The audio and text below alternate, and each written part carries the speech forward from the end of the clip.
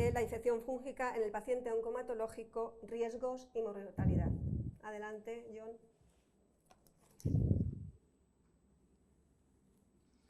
Bueno, buenas tardes a todos. Como ya se ha dicho, me llamo John Badiola González, soy hematólogo del Gregorio Marañón y en los siguientes 10 minutos vamos a revisar los factores de riesgo y la morbimortalidad asociada a las infecciones fúngicas invasivas en el paciente oncohematológico. Antes de nada, también agradecer a los organizadores, especialmente a Pfizer, la invitación a este evento. La pregunta que nos tenemos que hacer es, ¿quién va a desarrollar una infección fúngica invasiva? En el mundo de las infecciosas hay cierta tendencia a creer que las infecciones son totalmente debidas al azar. Se ha cogido la gripe. Obviamente, el contacto con el agente patógeno es muy importante, pero es igual o más importante los factores de riesgo del huésped y su inmunidad para el desarrollo de las infecciones. Si esto ocurre con todas las infecciones, imaginaos la importancia de estos factores de riesgo cuando hablamos de patógenos ubicuos como son los hongos. Todos respiramos constantemente esporas de hongos filamentosos. Todos tenemos en nuestro cuerpo hongos levaduriformes tipo cándida, pero obviamente no todos desarrollaremos una infección fúngica invasiva. Por lo que conocer estos factores de riesgo va a ser vital. Así podremos individualizar el riesgo de infección fúngica invasiva de cada paciente y hacer estrategias preventivas, un diagnóstico anticipado y un tratamiento precoz adaptado específicamente al riesgo individual de nuestro paciente. Entrando ya en materia, hablar primero de los factores del huésped. Estos los tenemos que tener en cuenta, pero no son modificables. Aquí destacar la edad. Todos sabemos que a mayor edad el mecanismo del sistema inmune no funciona de la misma manera y la inmunosenescencia se ha visto que es un factor de riesgo independiente asociado a las infecciones fúngicas. Destacar también la comorbilidad, como la diabetes, especialmente la mal controlada, o la patología crónica renal y hepática. Pero sin duda, si hay que destacar una comorbilidad, es la comorbilidad pulmonar. Todos sabemos que en pacientes con EPOC, asmáticos, con un pulmón patológico, el riesgo de neumonía por hongo filamentoso será mayor. Recordar también revisar si ese paciente ha tenido una infección fúngica invasiva previa, donde estará aumentado, obviamente, el riesgo a tener otra siguiente, incluso la susceptibilidad genética. En los últimos años se han descubierto múltiples polimorfismos, sobre todo en los genes de la respuesta innata, que implican el neutrófilo y el macrófago, que sabéis que son muy importantes, como puede ser los Toll-like receptor para controlar las infecciones fúngicas, y determinados polimorfismos en estos genes se ha visto que están directamente asociados a una mayor incidencia de infección fúngica invasiva. Cambiando de bloque y como estamos hablando de pacientes oncomatológicos, obviamente destacar los factores asociados a la neoplasia oncomatológica, como puede ser el tipo de la enfermedad, el estado, si está o no en respuesta completa, o el tratamiento, tanto directamente el antineoplásico o algunos otros tratamientos que utilizamos como los inmunosupresores. Aquí sin duda destacar los corticoides. Ya sabéis que la dosis acumulada de corticoide es un dato clave a la hora de calcular el riesgo infeccioso fúngico de nuestro paciente. Con todo esto, con el tratamiento y con la enfermedad, podemos dividir el riesgo infeccioso de nuestros pacientes según la enfermedad oncomatológica en diferentes cajones. En un primer grupo estarán aquellos pacientes con un riesgo de infección fúngica alto, mayor del 10%. Estos serán los pacientes en los que se beneficiarán de un tratamiento profiláctico antifúngico para disminuir esta incidencia tan alta. Aquí tendremos los pacientes con mieloblástica o un trasplante alogénico con algún riesgo infeccioso añadido, y algunos pacientes como los síndromes mielodisplásicos con un tratamiento intensivo o algunas linfoblásticas de riesgo infeccioso alto. En un grupo intermedio, aquellos pacientes con un riesgo infeccioso de infección fúngica entre el 1 y el 10%.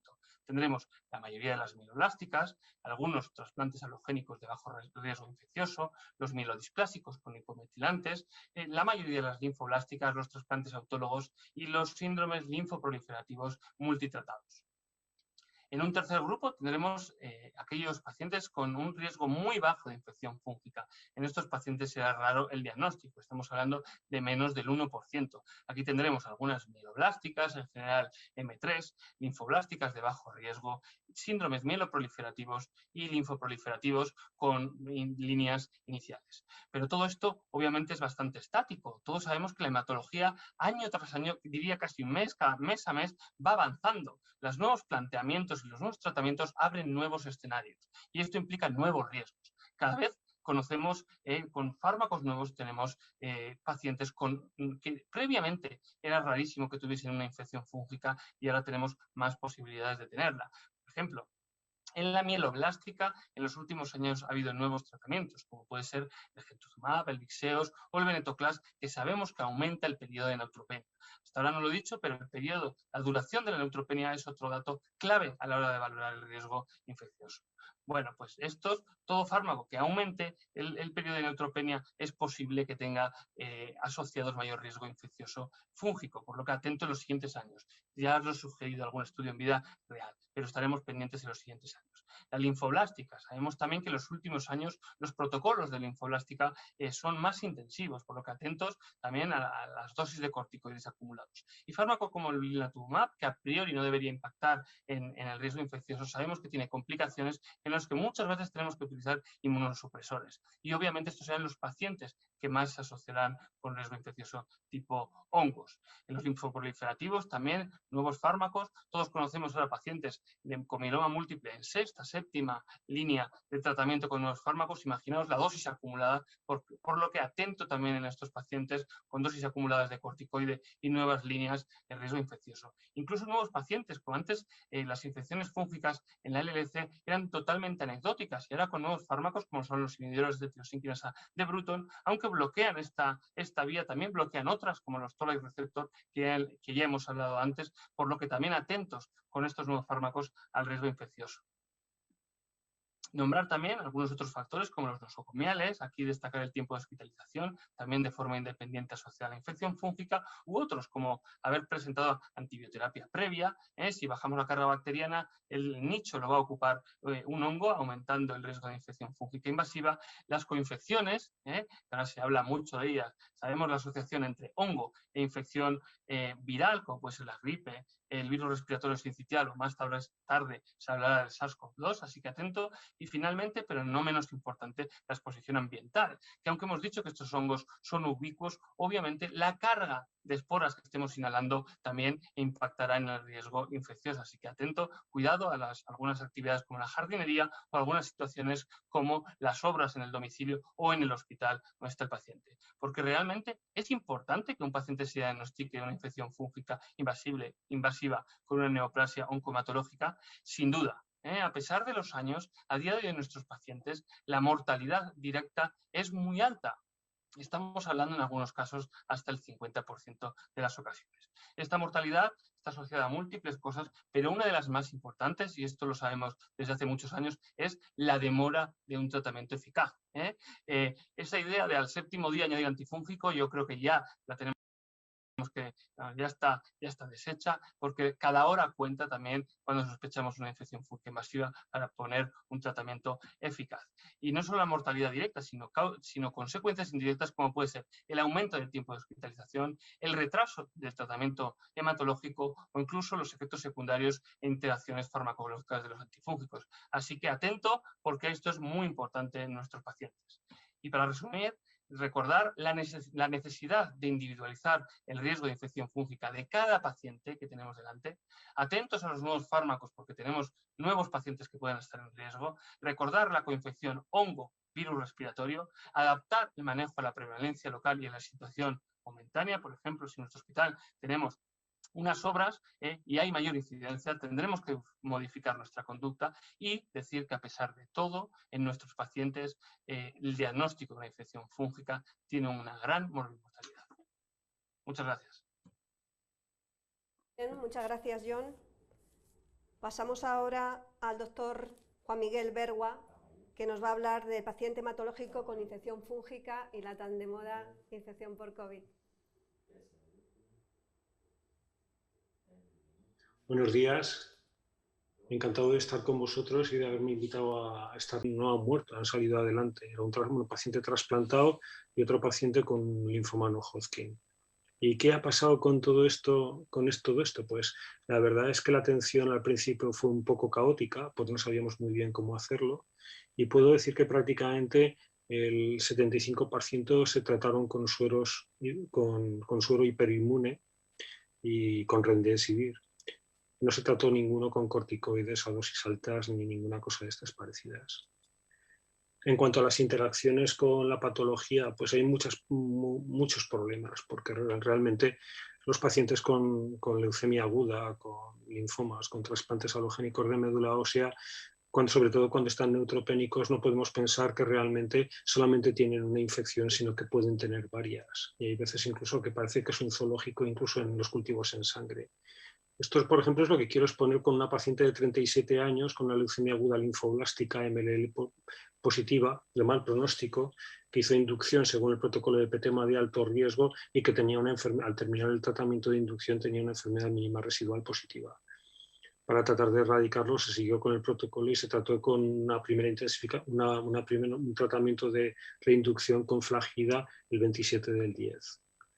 El 11 del 11 del 20 desarrolló una infección fúngica, tardó un poquito en positivizarse los galactomananos y los betaglucanos.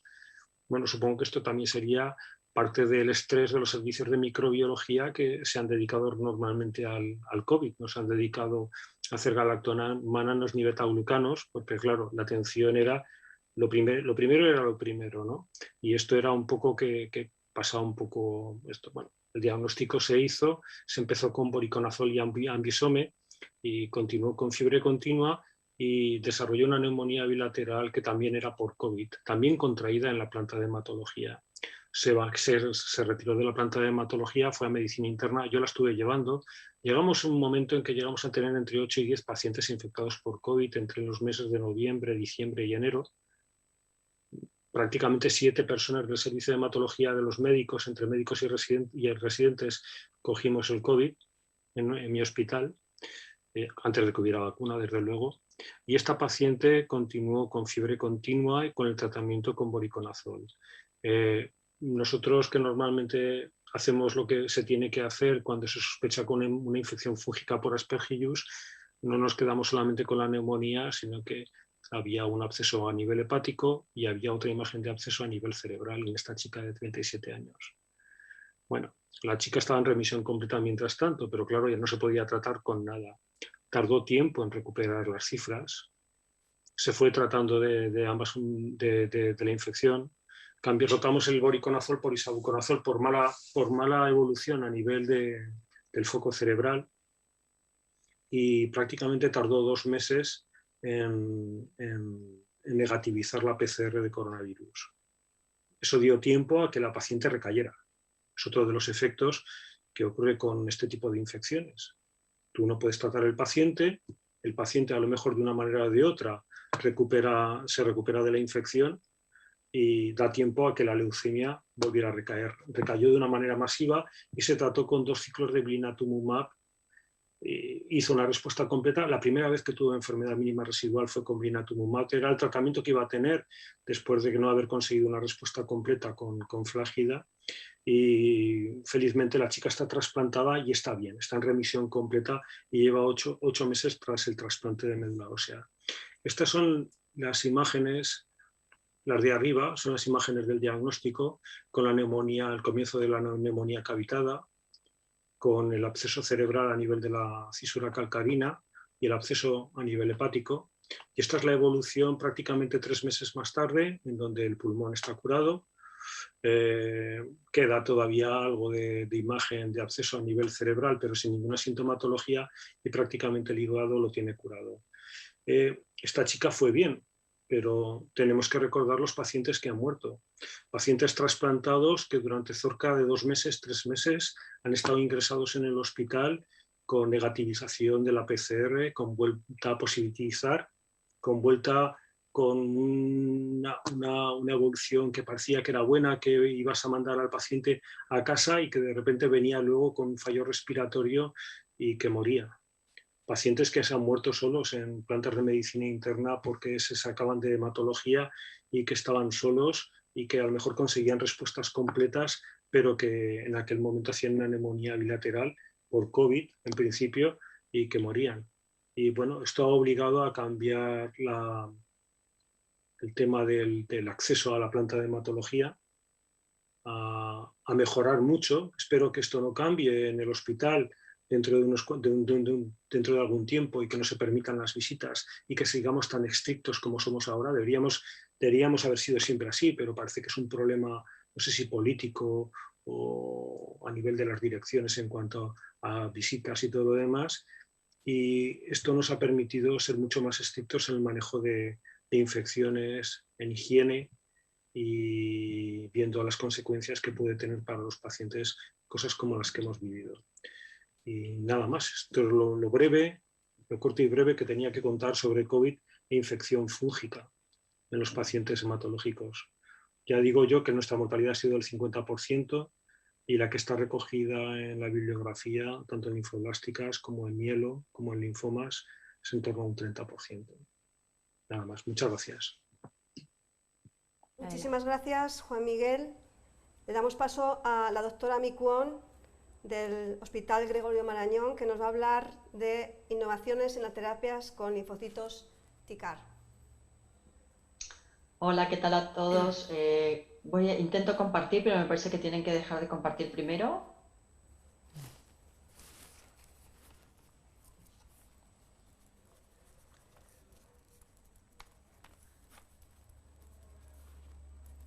Ahí. Bueno, muy bien. Muchas gracias a las organizadoras, muchas gracias a Pfizer por invitarme a esta jornada con tantos queridos compañeros. Y bueno, lo que me pidieron a mí es hacer un breve resumen de las innovaciones en la terapia hematológica y focalizar en el avance que ha habido con la terapia con linfocitos TCAR. Entonces, como todos saben, el pronóstico que tienen los pacientes con linfoma B difuso de célula grande y leucemia linfoblástica B recaída refractarias es muy pobre, ¿no? En la izquierda pueden ver la figura del estudio escolar en el que podemos ver que aquellos pacientes con linfoma B difuso de célula grande recaídos refractarios tienen una supervivencia media muy pobre de 6 meses solamente y que no alcanza el 20%. Y a la derecha pueden ver también las supervivencias en uno de los estudios que hay con linfoblástica recaída refractaria, que como pueden ver también a largo plazo no llega al 20% esta supervivencia, ¿no? Y el trasplante hematopoyético ha sido una gran plataforma para el desarrollo de la terapia celular. Y esto lo conocemos los que hacemos trasplante con respecto a la infusión de linfocitos del donante y muchas otras formas de manipulación celular, y por qué no también ha sido fuente y base para el desarrollo de las terapias CAR-T a través de ingeniería genética, que son los linfocitos CAR-T o los Chimeric Antigen Receptor T-cells, ¿no? Entonces, focalizando un poquito en esta gráfica, publicada por Mau del grupo de Filadelfia, podemos ver cómo funciona habitualmente lo que es el reconocimiento del linfocito y de los antígenos ajenos, ¿no? Entre ellos los antígenos tumorales. Y sabemos que para eso tiene que haber varias interacciones. Una y principal, que es a través de la célula presentadora de antígenos, que es la que va a presentar ese antígeno ajeno a través de sus moléculas de histocompatibilidad y que van a ser reconocidos por el TSR, que es el receptor del linfocito T. Pero para que ese linfocito se active y lleve a cabo su acción límpica, tiene que también producirse una interacción entre esta célula presentadora de antígenos y el linfocito a través de las moléculas coestimuladoras.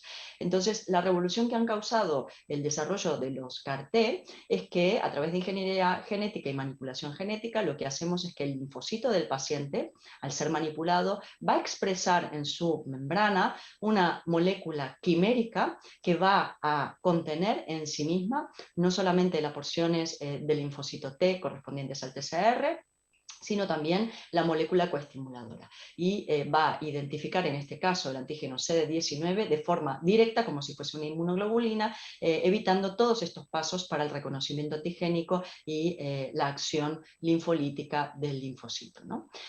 Para poder llevar adelante esta digamos, manipulación, primero hay que hacer una leucoféresis en el paciente que vamos a tratar y ahí de adelante se lleva adelante todo el proceso de manipulación en la que se va a transducir a través de un retrovirus o un lentivirus este constructo o la secuencia de la molécula quimérica y lograr que estos linfocitos finalmente expresen esta molécula en su superficie. Una vez que se seleccionan, se criopreservan y son enviados nuevamente al centro para ser descongelados e infundidos en el paciente después de una terapia linfodepletora que habitualmente lleva fludarabina y ciclofosfamida.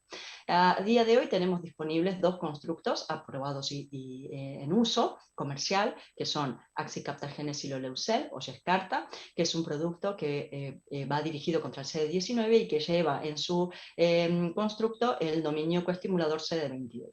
Y por otro lado, Tisagenlecleucel, Kymriah, que es el producto de Novartis, que también va dirigido contra el CD19 y que lleva en cambio una molécula coestimuladora 4,1-BB.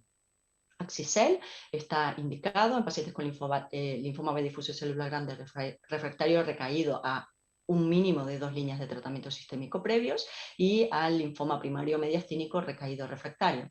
Y Tisacel también está incluido y aprobado para el linfoma B difuso celular grande, pero también para la linfoblástica refractaria o en recidiva en pacientes pediátricos y adultos jóvenes. Los dos estudios que dieron su aprobación son el SUMA-1 para Axicel y el Juliet para Tisacel, en este caso en linfoma B difuso célula grande, y estos son los resultados con seguimientos actualizados. Para Tisacel en linfoma con una mediana de seguimiento de más de 40 meses, pueden ver que la supervivencia global se sitúa alrededor del 40%. Y en el caso de Axicel, también en linfoma B difuso célula grande, pero también en linfoma primario mediastínico, con una supervivencia también una medida de seguimiento de más de 50 meses, como pueden ver, podemos ver que hay un plató y también se sitúa esa supervivencia global alrededor de los 40%, ¿no? Estos tratamientos no están exentos de efectos adversos y de toxicidad. Como podemos ver, muy simplificado, hay dos efectos adversos muy específicos que tenemos que tener en cuenta, que son la síndrome de liberación de citoquinas y la neurotoxicidad asociada a estos tratamientos, pero también tenemos que tener cuidado con la lisis tumoral, en más a largo plazo las citopenias y la hipogamaglobulinemia, y tener en cuenta que en todo este proceso y según los riesgos de estos pacientes, como ha comentado ya John en su presentación, tienen riesgo de complicaciones infecciosas en todo su procedimiento, ¿no? El CRS es una de las complicaciones más frecuentes, es derivado a la interacción entre estas células que son muy potentes y específicas contra el tumor, y que libera toda una cascada de citoquinas, y fundamentalmente la que más se eleva es la interleuquina 6, que es la que participa principalmente en esta neurotoxicidad, que es un cuadro inflamatorio generalizado que puede ser de grados leves solamente con fiebre hasta cuadros mucho más severos con requerimientos de cuidados intensivos y de fallo multiorgánico.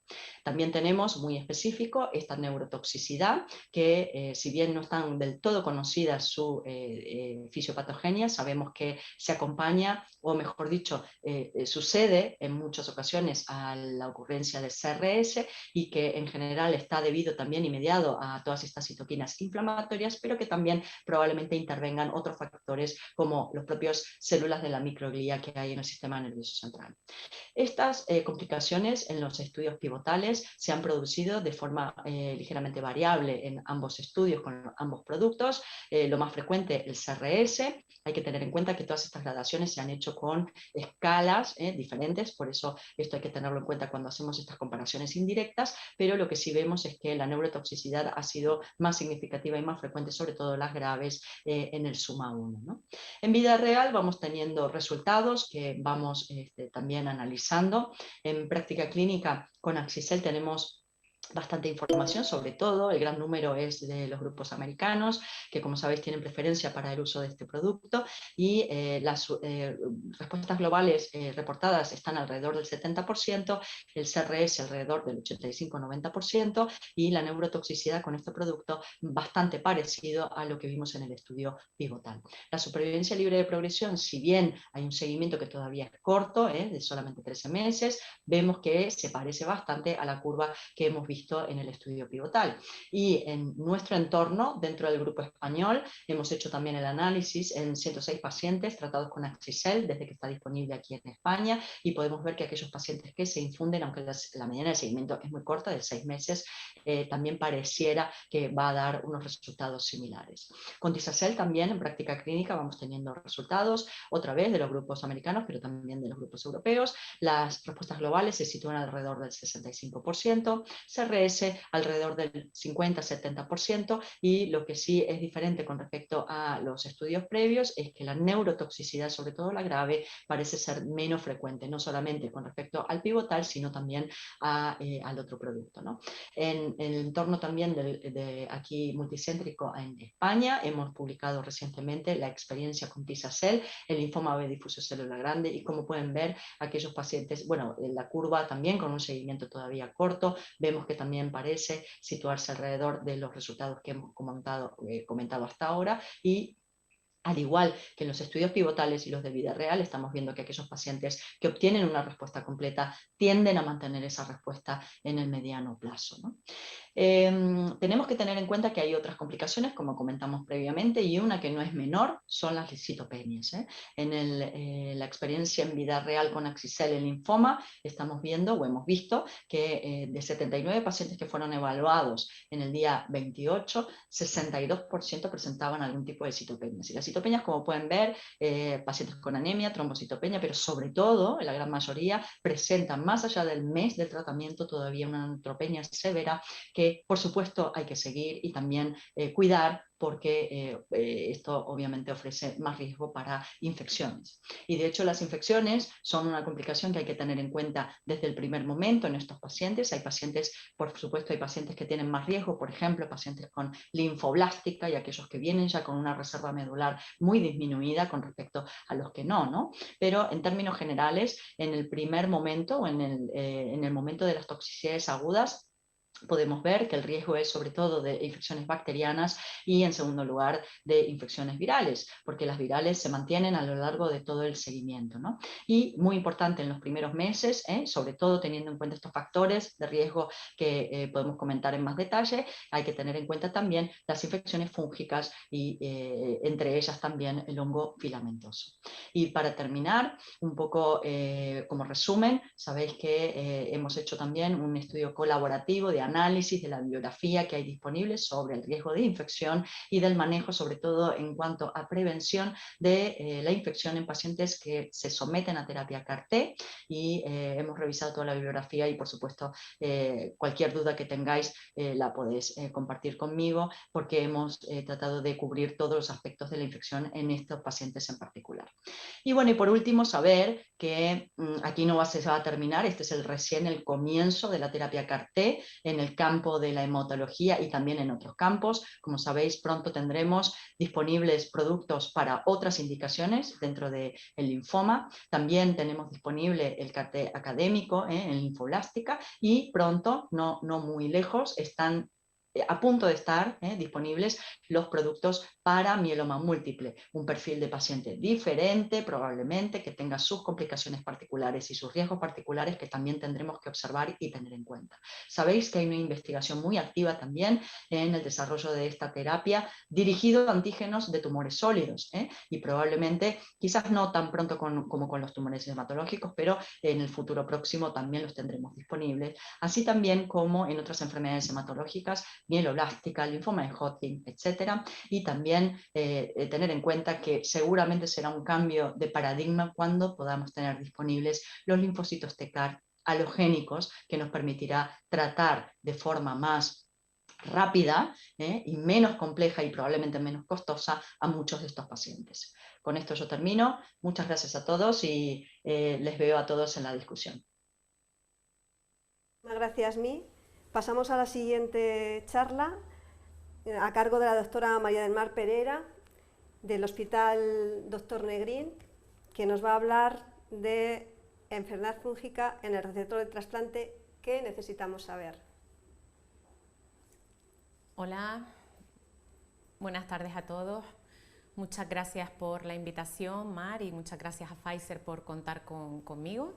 Y bueno, lo que vamos un poquito a revisar con la parte del hongo en el trasplantado es qué hemos aprendido, ¿no? ¿Qué necesitamos saber y qué hemos aprendido un poquito en este tiempo?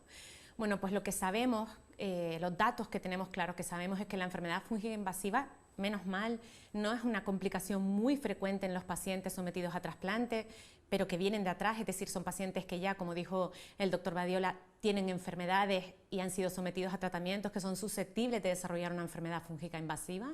Además, tienen una mortalidad muy elevada, Por lo tanto, son pacientes que tienen una morbimortalidad alta y que la mayoría de las veces por ingresos prolongados, por tratamientos asociados, condicionan unos costes sanitarios muy elevados. La curva que les pongo aquí es evidente. Los pacientes que desarrollan infección fúngica invasora o aspergilosis concretamente en el trasplante frente a los que no desarrollan, la mortalidad es clara. Por lo tanto, nosotros tenemos que tener claro que estos pacientes deben recibir algún tipo de profilaxis. Y sobre todo también tenemos que tener claro que cuando sospechemos una infección fúngica invasiva, los pacientes tienen que recibir un tratamiento lo más pronto posible. ¿Y por qué es importante? Pues porque el hongo nos acompaña en el trasplante durante todo el tiempo. Nos acompaña desde la fase preinjerto, durante el injerto y la fase posinjerto. Es verdad que en la fase inicial, aunque el Aspergillus, que es el que, digamos, tememos, nos acompaña desde el principio, al principio, con esa rotura de las barreras y esa neutropenia, muchas veces lo que tenemos son cándidas, ¿no? Y el Aspergillus que aparece en etapas precoces del trasplante se va a mantener todo el rato. ¿Y por qué se mantiene? Pues por eso que les comento, porque la reconstitución inmune en el trasplante tarda. Al principio nosotros tenemos una neutropenia y esa neutropenia es capaz de recuperarse la mayoría de las veces en semanas, pero una reconstitución inmune global de lo que es linfocitos B, linfocitos T, en la mayoría de las veces se ve a los meses o incluso a los años post-trasplante. Esto es lo que condiciona que tengamos de forma inicial un aumento de la infección por cándidas, posteriormente un aumento de la infección por Aspergillus y luego el neumocistis. Se ha hablado también aquí al principio de la tarde de los factores de riesgo y no lo voy a repetir, pero cuando hablamos exclusivamente del trasplante, en la fase pretrasplante, ¿qué factores de riesgo nos interesa saber? Pues nos interesa saber principalmente que el paciente que viene en una situación de una enfermedad activa o muy tratado son pacientes que van a tener mayor tendencia a desarrollar una infección fúngica en el trasplante, o aquellos que tienen un enlentecimiento de la salida de la aplasia, un injerto pobre o que cuesta salir de la aplasia, pues son pacientes que también van a desarrollar una infección. El tipo de trasplante, como vemos aquí, la incidencia en función del tipo de trasplante que le ofrecemos a nuestro enfermo también es diferente. Hay mayor incidencia en los trasplantes de donante no emparentado o el mismatch, pacientes que tienen diferencias en el HLA o frente a lo que es el emparentado o el trasplante autólogo. Las curvas se diferencian claramente. En esta primera imagen podemos ver pacientes que se someten a trasplante haploidéntico de donante no emparentado y aquí abajo incluso la fuente, el cordón y la sangre periférica frente a la médula ósea, que quizás el cordón no lo usamos tanto, pero el haploidéntico y donante no emparentado, en las curvas de la ONT publicadas hasta el año 2020, vemos que por el tipo de paciente, familia que tenemos hoy en día, pues el uso del trasplante haploidéntico y donante no emparentado está cada vez en alza, ¿no? Con respecto a las complicaciones, a la parte final del trasplante, es evidente que sabemos, y no lo pongo porque es evidente, que los pacientes que desarrollan una enfermedad de injerto contrarreceptor y que están sometidos a tratamientos con corticoides a alta dosis durante mucho tiempo o incluso otro tipo de tratamientos como inmunosupresores, anti-TNF, van a ser candidatos a desarrollar una infección fúngica invasiva. Pero aquí les doy la vuelta y les digo, los pacientes que desarrollan una infección fúngica invasiva también van a ser pacientes que van a desarrollar con mayor frecuencia una enfermedad de injerto contra huésped. ¿Por qué? Pues porque las infecciones fúngicas, bacterianas y víricas son triggers, son, digamos, gatillos para el desarrollo de enfermedad fúngica, de enfermedad injerto contra receptor, y está claro que las curvas de supervivencia también se separan. Esto nos lleva a pensar que tenemos que hacer una profilaxis, sin duda, en estos pacientes, y que esta profilaxis tiene que ser dinámica y adaptada. Todos los pacientes no son iguales, hay variabilidad entre nuestros pacientes y hay variabilidad dentro del paciente en la evolución que tenga. No es lo mismo lo que hemos comentado, la fase pretrasplante que la fase post-trasplante. Evidentemente las guías nos lo recuerdan y sabemos que en los pacientes antes del injerto tenemos que saber cómo es nuestro centro habitualmente. Nosotros tenemos un centro de bajo riesgo de trasplante adelante porque tenemos una incidencia de infección fúngica invasiva escasa o por debajo de un 5% y usamos cámaras de flujo laminar, pues en principio el riesgo de infección fúngica invasiva es menor y podríamos utilizar fluconazol. Otra cosa es el riesgo de estos pacientes en el post-injerto, los pacientes sometidos a la enfermedad de injerto contra huésped. En estos casos nosotros sí tenemos que hacer una profilaxis contra el hongo filamentoso. Las guías hasta ahora nos hablan del posaconazol y con respecto al tratamiento ya nos hablan del bori y del isavuconazol. Yo un poco vengo a contarles la experiencia que tenemos ante la incorporación de fármacos de triazoles como puede ser el isavuconazol, y aquí les cuento un poco la experiencia que tuvo el Memorial cuando valoró un poco la incorporación del isavuconazol a su hospital. Y empezó el tratamiento, se reclutaron 95 pacientes y lo que ellos valoraron era la seguridad, la eficacia y por qué discontinuaban estos pacientes. Uno de los problemas que nosotros tenemos con la profilaxis y con el tratamiento es la toxicidad de estos fármacos y las interacciones, ¿no? Ellos valoraron que era un fármaco seguro, que tenía buena tolerancia, que tenía bajos ratios de discontinuación y que el IFI de brecha que se producía en pacientes que estaban con isavuconazol era en menores ratios de los pacientes que llevaban voriconazol previamente. Y además, estos pacientes recibían el isavuconazol en tabletas, en oral, y no había ninguna diferencia entre los niveles que conseguían en aquellos pacientes que tenían enfermedad de injerto contra receptor gastrointestinal frente a aquellos que lo tenían, ¿vale? También hay experiencia en vida real, esta es la experiencia del Mont Sinaí, que también valoró un poco cuando se incorporó este fármaco a su hospital, que nos ofrecía frente a los triazoles que nosotros utilizábamos o a las equinocandinas que podíamos utilizar en profilaxis, y lo que se valoró es un poco que los pacientes hacían switch tanto en profilaxis y en tratamiento, bien de un triazol o de una equinocandina, y que la mayoría de las razones eran por dificultades en la tolerancia. Hay una cosa importante que tenemos que saber, que es cuando nosotros utilizamos la profilaxis en un antifúngico, tenemos que evitar esa parte inicial que coincida con la quimioterapia por interacciones y por toxicidades, empezar el antifúngico ideal después de que finalice la quimioterapia, y lo vamos a mantener más o menos en torno al día 100 en función del riesgo del enfermo. Y tenemos otro problema en el trasplante que va a convivir con el hongo, que es el citomegalovirus. La reactivación del citomegalovirus para nosotros es muy frecuente en el trasplante, en el mismo tipo de trasplantes riesgosos para el hongo, en el haploidéntico, en el mismatch, en el donante no emparentado, y son pacientes que van a reactivar aproximadamente en la misma situación en la que llevan el tratamiento antifúngico en profilaxis. Con lo cual me parecía interesante comentarles los datos que hay de combinación de un fármaco antifúngico con el letermovir, que ahora mismo ya tiene IPT en España y que podemos usarlo prácticamente ya como profilaxis de la reactivación del citomegalovirus. Y aquí les presento también unos datos del Memorial, donde ellos recogen los datos que había en bibliografía del uso concomitante del letermovir con el voriconazol. Lo que se veía es que disminuían los niveles de voriconazol, lo que obligaba a la monitorización estricta del fármaco. Con respecto a la unión del letermovir tanto con el posaconazol, que hay algún dato, como con el isavuconazol, que es este caso concretamente, no existen diferencias en los niveles obtenidos, tanto en pacientes que tienen enfermedad de injerto contra receptor como en aquellos que no lo tienen, con lo cual nos da un poco de tranquilidad que tengamos en nuestro horizonte un fármaco bueno contra la infección fúngica invasiva y que nos permita un poco la combinación con otro de las sombras importantes en el trasplante halogénico como es el citomegalovirus. Muchas dudas al respecto, muchas preguntas que nos quedan, y yo creo que todo esto lo dejo para el debate. Muy bien, pues muchísimas gracias. La verdad que vamos fantástico de tiempo, vamos con más de 5 minutos de adelanto. Pasamos al siguiente ponente, el doctor Bernardo González, médico hematólogo del Hospital Universitario de Canarias, de aquí de Tenerife, que nos va a hablar del manejo terapéutico e interacciones con las nuevas terapias. Buenas tardes a todos. En primer lugar, agradecer a Pfizer pues, la invitación a esta charla. Yo me he tocado la parte un poco más práctica, ¿no? El manejo terapéutico, interacciones de las nuevas terapias.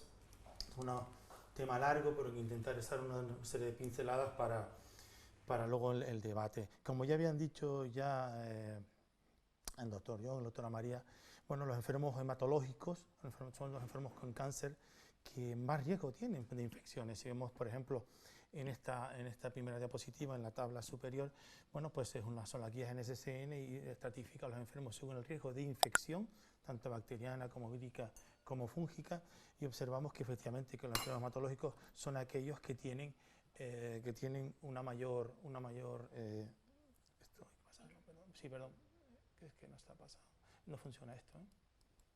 Esto no funciona para pasarlo. Ahora sí, perdón. En esta vemos que, por ejemplo, la quimioterapia en los enfermos con neoplasias sólidas, pues el riesgo de infección es bajo, y sin embargo en los hematológicos es intermedio o alto. Sí es verdad que en los enfermos hematológicos el riesgo no es el mismo. Esto han hablado ya María y John, y es una serie de enfermos que el riesgo de infección, sobre todo infección fúngica invasiva, es más alto. Y todos sabemos que son las leucemias mieloides agudas, sobre todo cuando tienen tratamiento intensivo, en inducción o en recaída, y los trasplantes halogénicos de los cuales ya nos ha hablado María. Bueno, infección fúngica en hematología, para hablar hay que hablar de profilaxis, tratamiento empírico y tratamiento dirigido.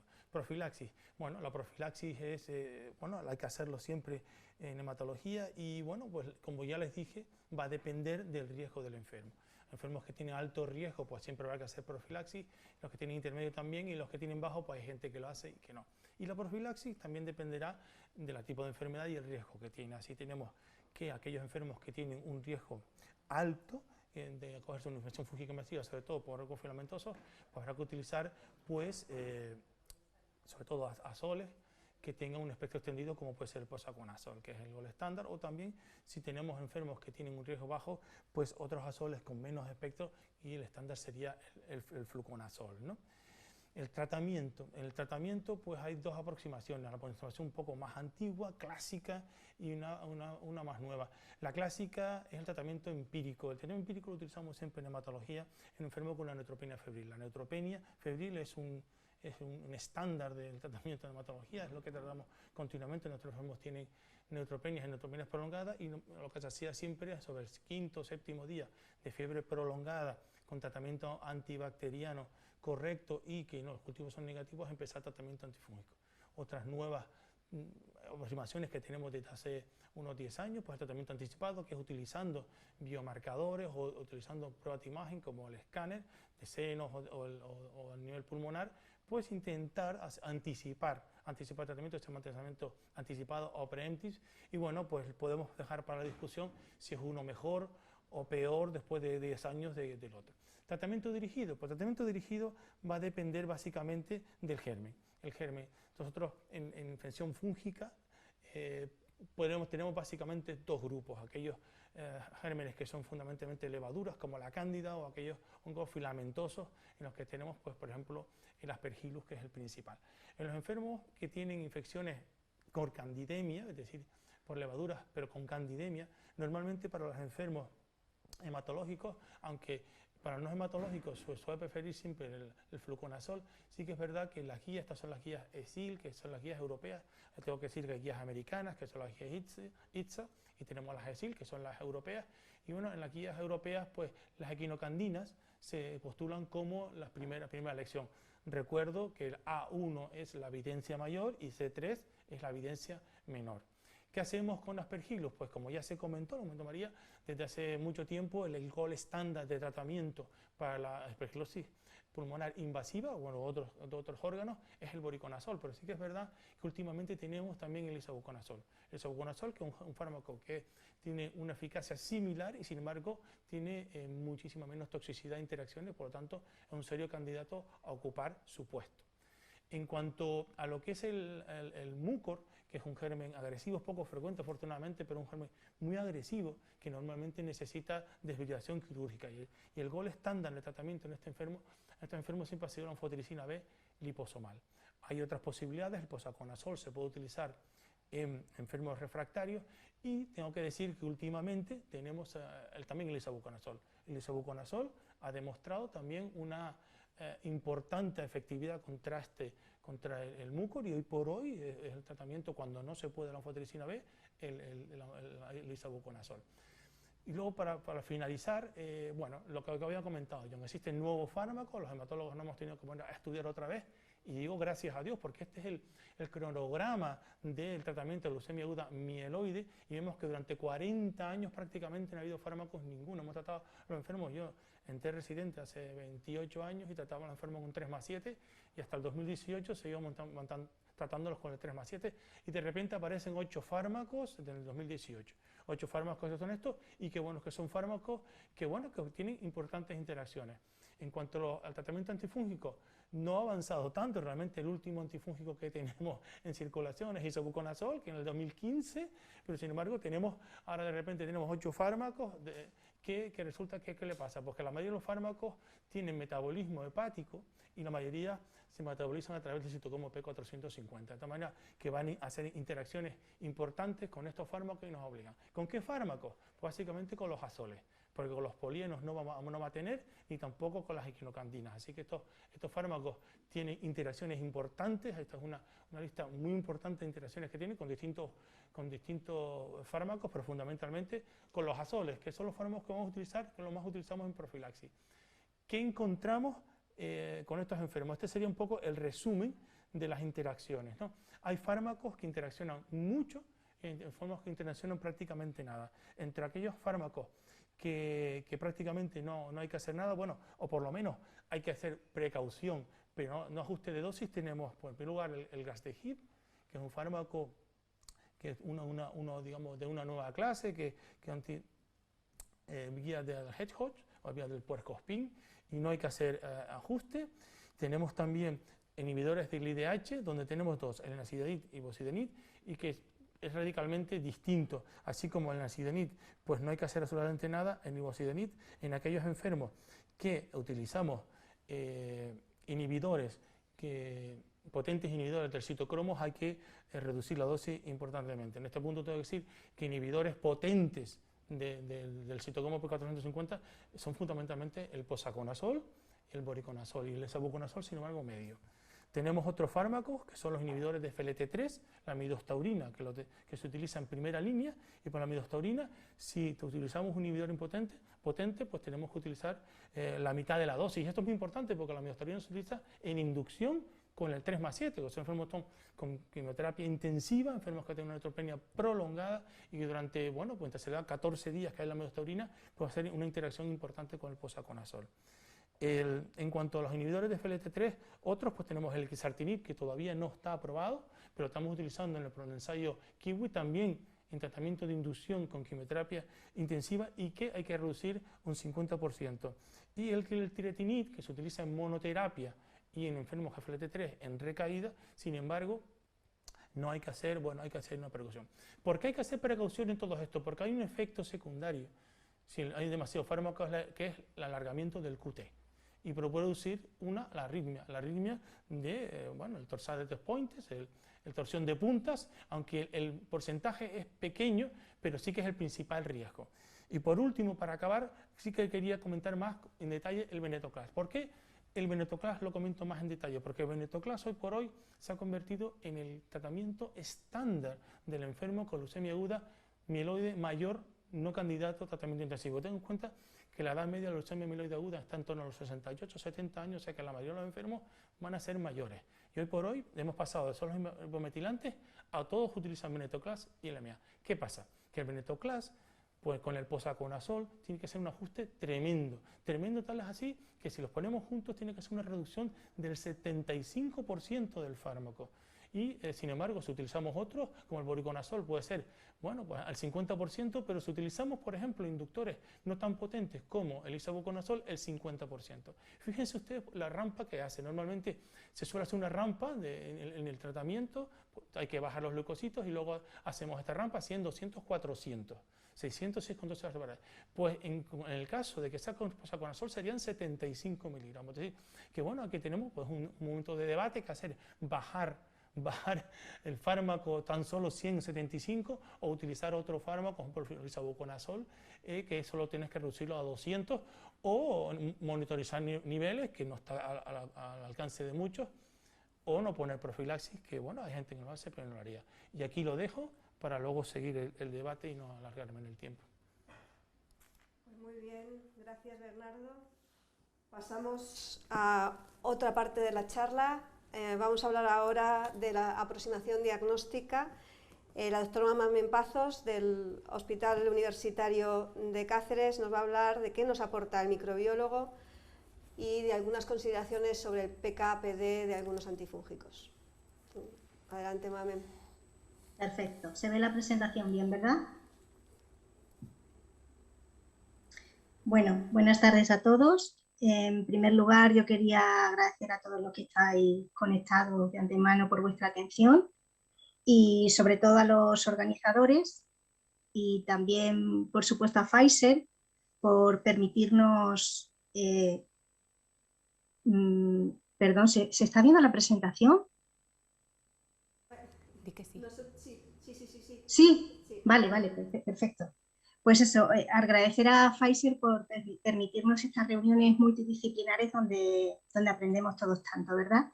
Mi papel de hoy fundamentalmente es pues, contaros qué puede aportar el microbiólogo para ayudaros a hacer al clínico un diagnóstico lo más correcto y lo más precoz posible.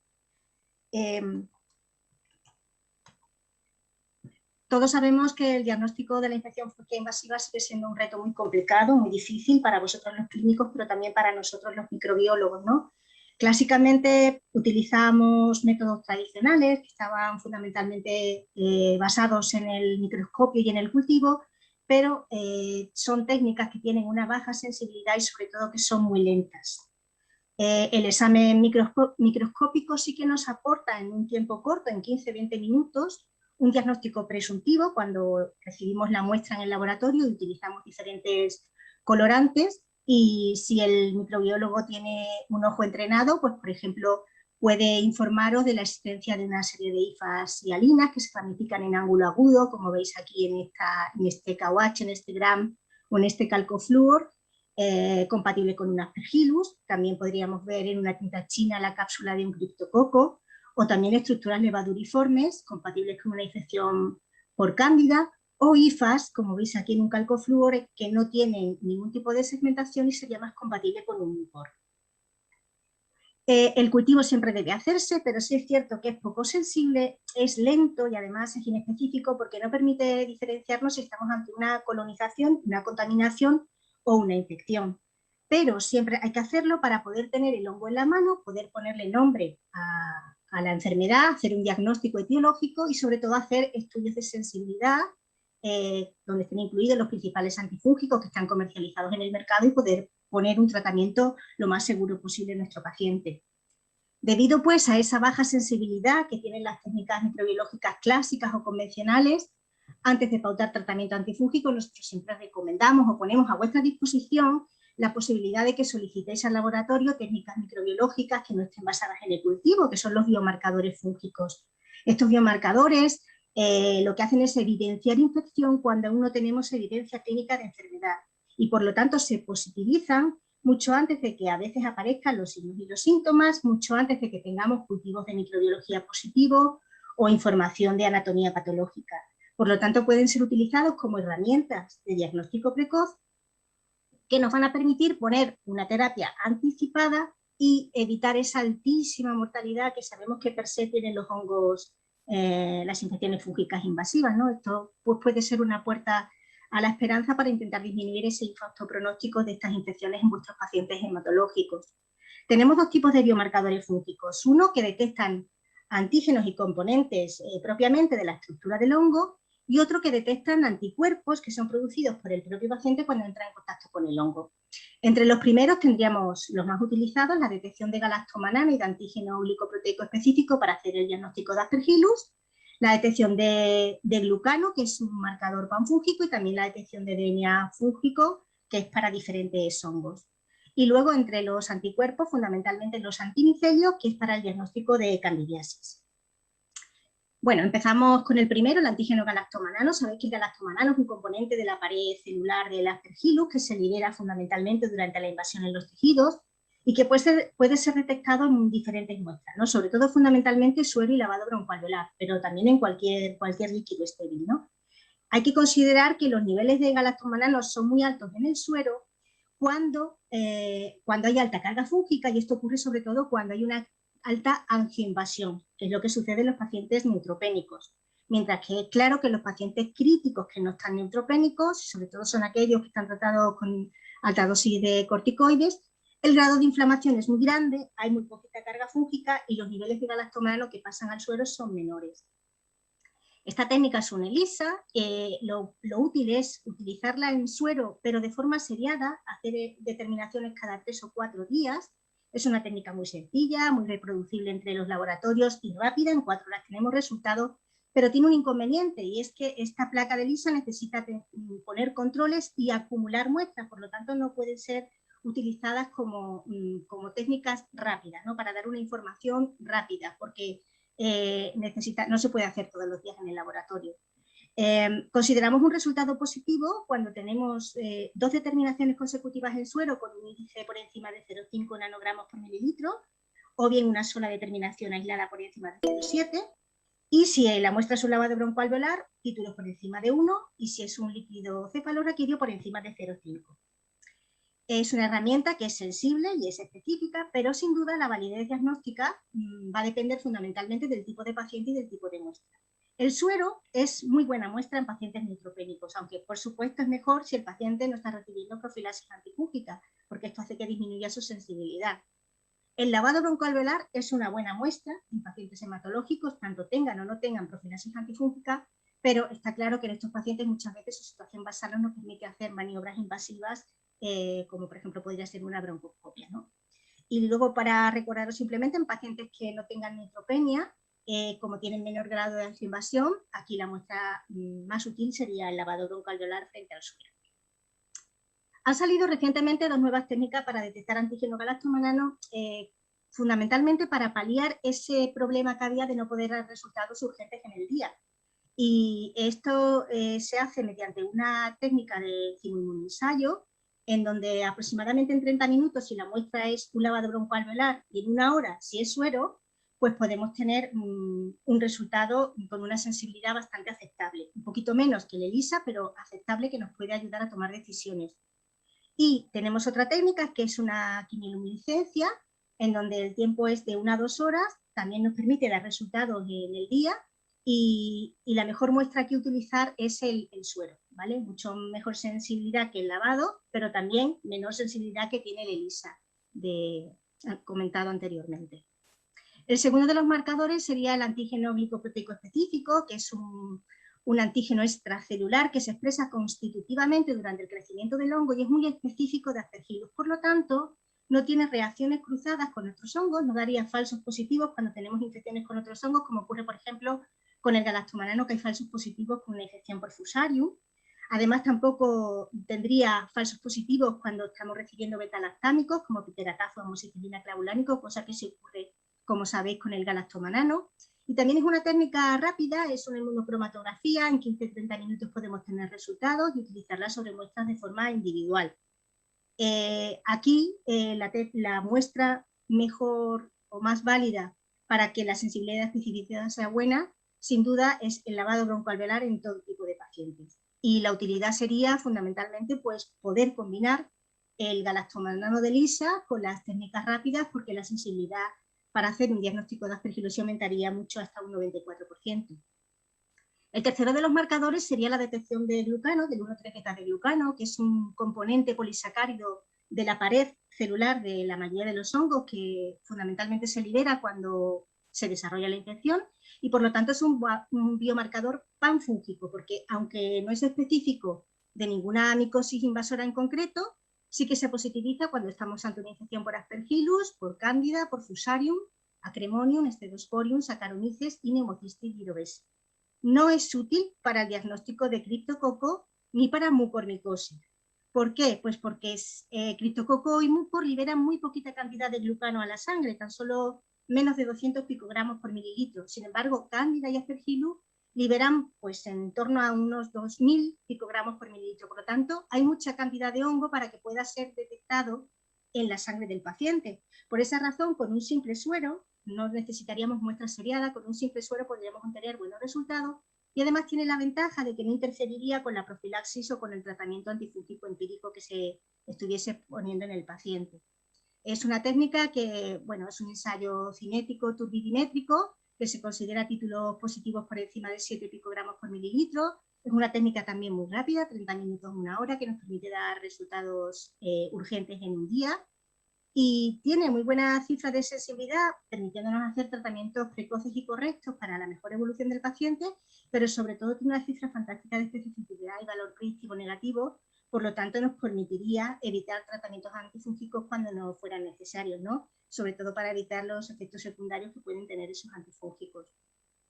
El cuarto de los marcadores sería la detección de ADN fúngico, la PCR, que tiene la ventaja fundamentalmente del alto valor predictivo negativo y que permiten detectar la especie fúngica y cuantificar el DNA. Pero realmente toda la eficacia teórica que se ha publicado en la literatura luego no se ha confirmado en la práctica clínica porque falta fundamentalmente estandarización entre los diferentes laboratorios. Los metaanálisis pues rondan una sensibilidad del 84% y una especificidad del 76%. Pero sí es cierto que la PCR de Aspergillus es uno de los criterios que se incluyen en la ORTC para definir a un paciente que tiene una infección fúngica invasiva. Pero como veis aquí, pues se necesitan 2 o más PCR consecutivas en plasma, suero, sangre y 2 consecutivas de VAL, o bien una de plasma, suero y sangre y una de VAL. Por lo tanto, ahí podéis ver un poquito la falta de especificidad y sensibilidad que se prevé con esta técnica, ¿no? Hay PCRs que detectan una gran cantidad de hongos en la misma determinación, otros que son selectivas de Aspergillus y otras que son selectivas de Cándida. Nosotras sí que en nuestro hospital hemos incluido de rutina la PCR de neumocistis, sobre todo que la hacemos cuando el paciente tiene un glucano positivo y el resto de los marcadores son negativos, porque se ha visto que, bueno, en vuestros pacientes hematológicos, sin lugar a dudas, cuando están recibiendo este tipo de fármacos que tenéis aquí abajo, pues el riesgo de desarrollar neumocistis es muy elevado, ¿no? Y por último, la detección de anticuerpos antimicelios, ¿verdad? Que ganando por ELISA y de glucano, que de los sueros que nos han mandado los hematólogos, que ellos creen que tienen factores de riesgo para poder tener una infección fúngica invasiva. Tenemos 2 sueros de los pacientes semanales y aparte de ello también le damos la posibilidad de que si en algún momento, antes de esta fecha del miércoles, que es cuando van a salir los resultados, hay algún caso urgente, la posibilidad de hacer un glucano en el día o de hacer un galactomanano si tenemos lavado broncoalveolar con una inmunocromatografía y si lo que tenemos es suero con una quimioluminiscencia. Pues bien, extraemos marcadores serológicos fúngicos intentando hacerlo antes de pautar un tratamiento anticipado y si los marcadores serológicos son negativos había posibilidad de poder retirar el tratamiento anticipado porque por estadística fijaros las buenas cifras de valores predictivos negativos que tenemos cuando los marcadores lo utilizamos de forma combinada, el glucano y el galactomanano. Y, por supuesto, seguiríamos siempre extrayendo suero 2 veces a la semana mientras el paciente esté en riesgo de desarrollar una IFI. Y luego, si por supuesto los marcadores son positivos, pues continuamos con ese tratamiento anticipado y porque vemos que las cifras del valor predictivo positivo están por encima del 95%. Y seguiremos extrayendo suero 2 veces a la semana porque hemos comprobado y hemos visto que estos marcadores serológicos, tanto el galactomanano como el glucano, como los anticuerpos antimicelios, pueden ser utilizados como herramienta de monitorización terapéutica, ¿vale? Cuando los pacientes van bien, los niveles de galactomanano, los niveles de glucano y los niveles de anticuerpos antimicelios van descendiendo a lo largo de los días y, sin embargo, eso está relacionado con una buena respuesta terapéutica y clínica. Y cuando los marcadores se mantienen elevados a lo largo del tiempo, tanto del galactomanano como del glucano como del antimicelio, pues está relacionado con un fracaso terapéutico y con la necesidad quizás de utilizar una terapia combinada. Bueno, eso es un poco controvertido, pero podría ser, ¿no? Y por lo tanto, pues lo importante sin duda es mantener una relación cercana entre el laboratorio y la clínica para poder elegir las pruebas diagnósticas a realizar e interpretar bien sus resultados, sobre todo en aquellas muestras que son de obtención dificultosa o que tienen una alta significación clínica y sobre todo transmitir rápidamente esa información hacia los hematólogos para que deriven diagnósticos precoces y una pauta de tratamiento anticipado seguro. Existen diferentes guías que las conocéis de sobra de las distintas sociedades que posicionan a los antifúngicos según su eficacia clínica, ¿no? Fundamentalmente, pues hay 2 familias, los polienos representados por la anfotericina B y los azoles representados en un principio por el voriconazol. que fundamentalmente son los más utilizados, pero que sí es verdad que adolecen de efectos adversos, de interacciones y de una farmacocinética un poco complicada. Amisoben sobre todo produce insuficiencia renal, y voriconazol tiene muchas interacciones medicamentosas, como han comentado mis compañeros en las presentaciones previas, ¿no? Lo ideal es la utilización del isavuconazol, que es el nuevo azol, que tiene un perfil PKPD muy bueno y que permite tener una farmacocinética muy lineal y predecible. La alta unión a proteínas plasmáticas con su semivida de eliminación prolongada permite que haya un alto volumen de distribución en los tejidos afectos, sobre todo en el pulmón, y una biodisponibilidad del 90%. Por lo tanto, no se ve afectada ni por el pH ácido, ni por la comida grasa, ni por los polimorfismos genéticos. Por lo tanto, no hay que hacer ajustes ni por raza, ni por edad, ni por sexo, y también permite una rápida absorción oral. Al mismo tiempo, no hay que hacer, con metabolismo hepático no hay ninguna interferencia, no hay que hacer ajustes, y tampoco cuando hay insuficiencia renal, porque son ciclodestrina free. Los 3 posicionamientos más importantes del isavuconazol serían que no hay necesidad de hacer niveles terapéuticos, cosa imprescindible en el voriconazol, tanto para conseguir la buena respuesta terapéutica como para no tener efectos tóxicos, que tiene escasas interacciones medicamentosas y que tiene efectos secundarios muy escasos, ¿vale? Si a esto además le unimos el fantástico espectro de actividad que tiene, que me cubre prácticamente todos los hongos, fundamentalmente aspergillus y mucorales, pero también cubriría cierta actividad sobre el Escedosporium y el Fusarium.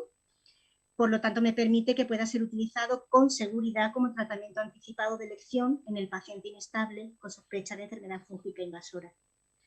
Para concluir, pues que aunque los métodos diagnósticos tradicionales basados en el cultivo son indispensables, a pesar de que presentan baja sensibilidad, porque nos permite tener el hongo en la mano y determinar su sensibilidad a los diferentes antifúngicos, pero las pruebas microbiológicas como los biomarcadores sin duda nos ayudan a optimizar la estrategia de tratamiento. Lo ideal sería combinar varias técnicas microbiológicas, por supuesto basarnos en la perspectiva multidisciplinar y apoyarnos todos los especialistas con una buena comunicación y un trabajo en equipo, y el tratamiento anticipado es el mejor camino. Hay que empezar, lo más importante es sospechar la infección en un paciente de nuestras características que manejáis a diario, y que el perfil PKPD del isavuconazol nos permite que pueda ser utilizado con seguridad como tratamiento anticipado de elección en paciente inestable con sospecha de enfermedad fúngica invasora. Así que esto es todo lo que os quería contar. Muchísimas gracias por vuestra atención. Gracias, Mamen. Pedir disculpas porque bueno, pues se nos cayó la red y hemos interrumpido la charla de Mamen, y la verdad es que bueno, pues eso nos ha estresado un poquito, pero bueno, retomamos enseguida, y ahora viene, yo creo que la parte más interesante, en la que todos los que estamos tanto en la sala y como ponentes, como ustedes que están fuera y están escuchándonos, pueden lanzar sus preguntas para que los expertos pues nos aclaren, y bueno, también pueden compartir sus conocimientos con nosotros, y todo será bienvenido. Lo hacen a través del chat, mandan la pregunta y nosotros le lanzamos al experto. Y no sé si estamos ya todos. A ver, porque ahí estamos todos. Perfecto. Bueno, pues para empezar, yo me gustaría preguntarle a John, que nos ha hablado de los factores genéticos, de la importancia de los factores genéticos como una herramienta más para poder determinar si un paciente igual tiene riesgo de padecer, un paciente hematológico puede tener riesgo de tener una infección fúngica. ¿Cómo esto es factible en la práctica clínica? Es fantástico, ¿no? Si supiéramos que bueno, un paciente con una determinada enfermedad hematológica, con un determinado tratamiento, pero además con unos marcadores genéticos específicos, tenemos que tener cuidado porque ese paciente va a tener una enfermedad fúngica. ¿Podemos saberlo? ¿Es real? ¿Es barato? ¿Se puede hacer en la práctica clínica? ¿O es solamente una cuestión de investigación? Bueno, sin duda es un tema muy interesante. Es verdad que cada vez sabemos más y cada vez conocemos esos polimorfismos, ¿no?, que impactan realmente en la incidencia, y parece tiene lógica, tiene sentido pensar que determinados polimorfismos no funcionan igual esas vías de señalización. También es verdad que a nivel genético cada vez tenemos más datos de los pacientes, incluso en la práctica clínica, ¿no? Y bueno, toda esta tecnología que ha permitido que sea cada vez más fácil y barato, puede ser que en un futuro cercano podamos desarrollar paneles con diferentes genes que necesitamos para conocer este riesgo genético de los pacientes. Pero además, yendo un paso más adelante, es verdad que en un futuro yo creo que no muy lejano y con la facilidad de la secuenciación masiva es probable que incluso en los pacientes con este tipo de neoplasias oncomatológicas, ya cuando los tengamos el diagnóstico podamos hacer una secuenciación masiva, incluso dispongamos de toda esa información, ¿no? Y sería la verdad muy interesante incluso una práctica clínica. Imaginaos que si nosotros tenemos validado un sistema donde realmente podemos predecir con el riesgo genético ese aumento de riesgo, podemos tomar decisiones incluso, por ejemplo, en situaciones límites y poner una profilaxis o no, o incluso a nivel diagnóstico, si aumentaría el riesgo de que realmente esto sea una infección fúngica, aquellos casos que son intermedios. Entonces, vamos, yo sí creo que tenemos que estar atentos en los siguientes años porque esto puede ser factible. Es verdad que ahora mismo no, pero en un futuro a corto o medio plazo yo sí que veo que puede ser un tema muy interesante. Sí, yo también creo que es muy interesante medicina personalizada. Yo creo que es el futuro pero inmediato. Me gustaría preguntarle a la doctora Kwon si hay datos reportados de infección fúngica en pacientes con terapias TCAR. Sí, sí que hay reportado, todavía poco, porque como sabéis estamos empezando, ¿no?, con esta terapia, pero sí ya tenemos algo de información, sobre todo de los grupos americanos que empezaron antes. Y en resumen yo diría que lo que está reportado es de una incidencia de IFI en pacientes que reciben terapia CAR que va entre el 5 y el 10% aproximadamente. Y esto depende y varía porque sí se están identificando algunos factores de riesgo, ¿no? Por ejemplo, pacientes que han recibido un trasplante alogénico previo, esto en general son pacientes con leucemias agudas, ¿no?, las linfoblásticas, y también aquellos pacientes que reciben una carga importante de tratamiento inmunosupresor debido a las complicaciones del CRS y de la neurotoxicidad que comenté en la presentación. Estos son pacientes que son de alto riesgo y muy probablemente veremos más adelante que aquellos pacientes que también tienen neutropenias más prolongadas, como comentamos también no es infrecuente, puedan tener un riesgo elevado, y esto está por verse, pero sí, en ronda entre un 5 y un 10%. Ajá. ¿Y cuál sería el manejo adecuado para prevenir y tratar la sífilis en estos pacientes con terapias TCAR? Bueno, aquí, como en todos los casos, siempre es importante valorar el riesgo que tiene cada paciente de forma individual. En términos generales, pacientes que van a ir a una terapia CAR-T debido al linfoma, y sobre todo si no tienen una reserva medular muy alterada previo a la linfodepleción, son pacientes que se pueden, durante el periodo de neutropenia, manejar con profilaxis con fluconazol. Son pacientes, digamos, vamos a llamarlos de bajo riesgo, ¿no?, de IFI. En cambio, aquellos pacientes que vienen ya con cifras por debajo de 500 neutrófilos previo a la linfodepresión y que por distintos motivos puede estimarse que van a tener una neutropenia prolongada de más de 3 semanas, y sobre todo aquellos pacientes que van a recibir múltiples dosis de tocilizumab o de esteroides, son pacientes en los que la recomendación general es hacerles profilaxis contra los hongos filamentosos con posaconazol, que es lo que está indicado, y bueno, tener en cuenta alternativas en el caso de que el paciente no pueda recibir posaconazol, ¿no? Coreana. Ok, acabas de hablar. Voy a enlazar, no me queda más remedio, me acabas de dar el punto de partida para hablar de COVID, porque me has hablado de infección fúngica, tocilizumab y esteroides.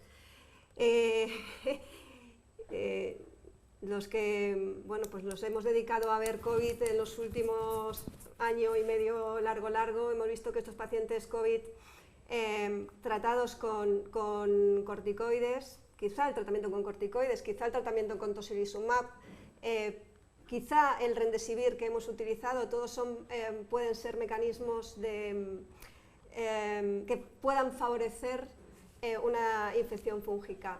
En concreto, en los enfermos, pacientes hematológicos, le quería preguntar a Juan Miguel, ¿qué factores crees que pueden estar interviniendo más para que estos pacientes hematológicos puedan tener infección fúngica?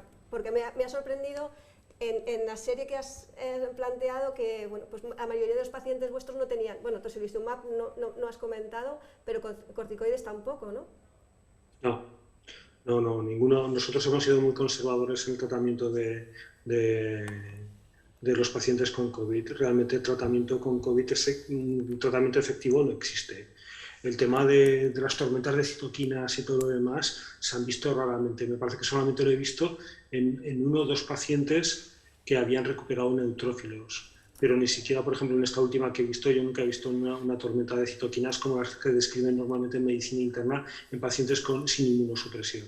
Entonces, el tema de lo que se ha planteado en muchos sitios, en UCIs, donde se ha manejado dosis de dexametasona altas, donde se ha utilizado tocilizumab y todo lo demás, y donde ha habido un montón de infecciones por mucormicosis o por aspergillus, no se ha planteado. El tema es que los que nosotros hemos tenido ya estaban suficientemente inmunodeprimidos. O sea, ¿qué vas a poner tú si ya había pacientes con EPOCH que a lo mejor llevaban ya los corticoides durante 5 días, o la gente con mieloma que ya llevaba dexametasona, o gente como esta? Las mieloblásticas o la linfoblástica, por ejemplo, que he comentado yo, había llevado el mes de tratamiento, el mes y medio de tratamiento con corticoides. Con el Flagyda no recibía nada.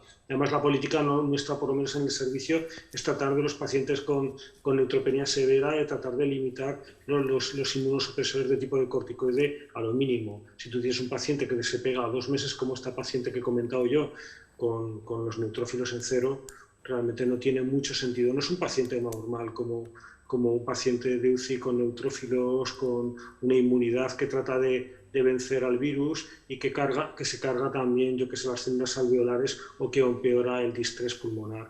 No es lo mismo. Nosotros, desde luego, no hemos empleado, los que hemos tenido nosotros, los que han pasado en UCI, tampoco muchos. Algún paciente que había recuperado neutrófilos de los trasplantados de mieloma sí que se hizo en la UCI, pero realmente fueron realmente malos. Y bueno, pues a ver cuándo aparece el nuevo medicamento que parece que va a inhibir la RNA polimerasa del virus, y a ver si funciona también como parece, ¿no? Porque yo creo que esto va a seguir estando aquí. No lo vamos a eliminar. Sin ninguna duda, yo también creo que va a seguir estando aquí, pero fíjate que igual planteando este tipo de pacientes que ya, como dices tú, previamente están inmunodeprimidos, y también hilando un poco con lo que en su tiempo pasó con la gripe A, que se publicó, ¿no? Sobre todo en los pacientes críticos con gripe A, el aumento de la incidencia que había de infección de aspergilosis. Y en algún momento se planteó que quizá, o por lo menos en las sociedades nuestras, se planteó quizá la necesidad de hacer profilaxis de estos pacientes con infecciones por gripe. El problema, perdona que te moleste, pero digo que te interrumpa. El problema de los pacientes si tú un paciente con COVID le tratas ya con unas dosis de dexametasona de 20 o de 40 miligramos, ya la inmunosupresión es muy alta. O sea, los pacientes con mieloma múltiple te pueden hacer una septicemia por cualquier virus o por cualquier bacteria. Tú en el mismo momento en que a un paciente con COVID estás tratando ya un proceso autoinmune, ya lo inmunodeprimes mucho, y no es raro que tengas ya un posible problema de aspergillosis, de mucor o algo parecido. En los reports, por ejemplo, de toxicidad de los pacientes con lupus, lo que se comenta es que la mayor tasa de mortalidad de los pacientes con lupus ahora son las infecciones. Y hemos dado la vuelta a la tortilla, ¿no? La inmunosupresión lo que produce es lo otro, ¿no? Y, por ejemplo, nosotros, como especialidad, estamos muy detrás de los hongos o muy detrás de las infecciones.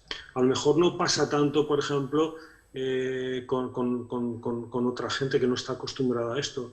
Lo normal es que si tú manejas dexametasona a dosis altas, es que tengas aspergillosis y mucor. Y que tienes que, por lo menos, hacer un régimen de preventivo o de medio preventivo, de asegurar que el galactomanano no te va a aparecer, que el betaglucano no te va a aparecer, y estar sobre aviso que a lo mejor un nuevo infiltrado de pulmón no va a ser el COVID ni ningún problema de esto, sino que tienes un hongo que puede terminar con el paciente. A eso voy, exactamente, que igual nos deberíamos plantear si a este paciente hay que hacerles profilaxis. No lo sé, ahí lo dejo, no sé qué opináis los demás. A ver, yo creo que es que cuando hablamos, si lo enfocamos al paciente hematológico puro y duro, la profilaxis está casi siempre en nuestras cabezas, o sea, realmente, salvo en pacientes, como estaba diciendo, el de mieloma múltiple, fíjate que ya en el CAR planteamos una profilaxis en pacientes que han recibido tocilizumab o el que viene del trasplante. Como dijo Bernardo, en los mieloblásticas, en los síndromes mielodisplásicos, en prácticamente todo el trasplante menos el autólogo. O sea, nosotros estamos detrás de la profilaxis. Yo lo vería al revés, o sea, ¿qué pueden aprender los intensivistas del paciente COVID que hagamos los hematólogos? Porque ya en el CAR nosotros el tocilizumab lo vemos como un factor de riesgo para desarrollar hongos. O sea, quizás son ustedes los que se tienen que aproximar un poco con el enfermo no hematológico, ¿no? A eso me refiero, o sea, que igual, tanto en hematología como nosotros, con este paciente que tiene corticoides, que tiene remdesivir, que tiene tocilizumab, igual deberíamos plantearnos, dada la alta incidencia que hay de infecciones fúngicas invasoras, podríamos, no sé, yo creo que habrá que revisar la literatura y cuando veamos qué es lo que está publicado sobre infección fúngica real, pero parece que las cifras, por lo menos en críticos, puede ser superior al 40%, entonces no sé, igual... Ustedes encima tienen el hándicap que el galactomanano no sirve. O sea, yo sigo mi rollo con que no me gusta ni a mí, especialmente para el hematológico, porque pienso que, no sé, mí que también ve trasplantados, que siente con el galactomanano, pero yo normalmente creo que el clínico se adelanta al diagnóstico y es mucho más rápido que el suero, que el serológico. Mar, totalmente de acuerdo. De hecho, nosotros, un poco para compartir nuestra experiencia, durante muchos años también hicimos esta estrategia, ¿no?, de hacer galactomananos de forma seriadas a todos los pacientes que se trasplantaban desde el momento del que entran en riesgo.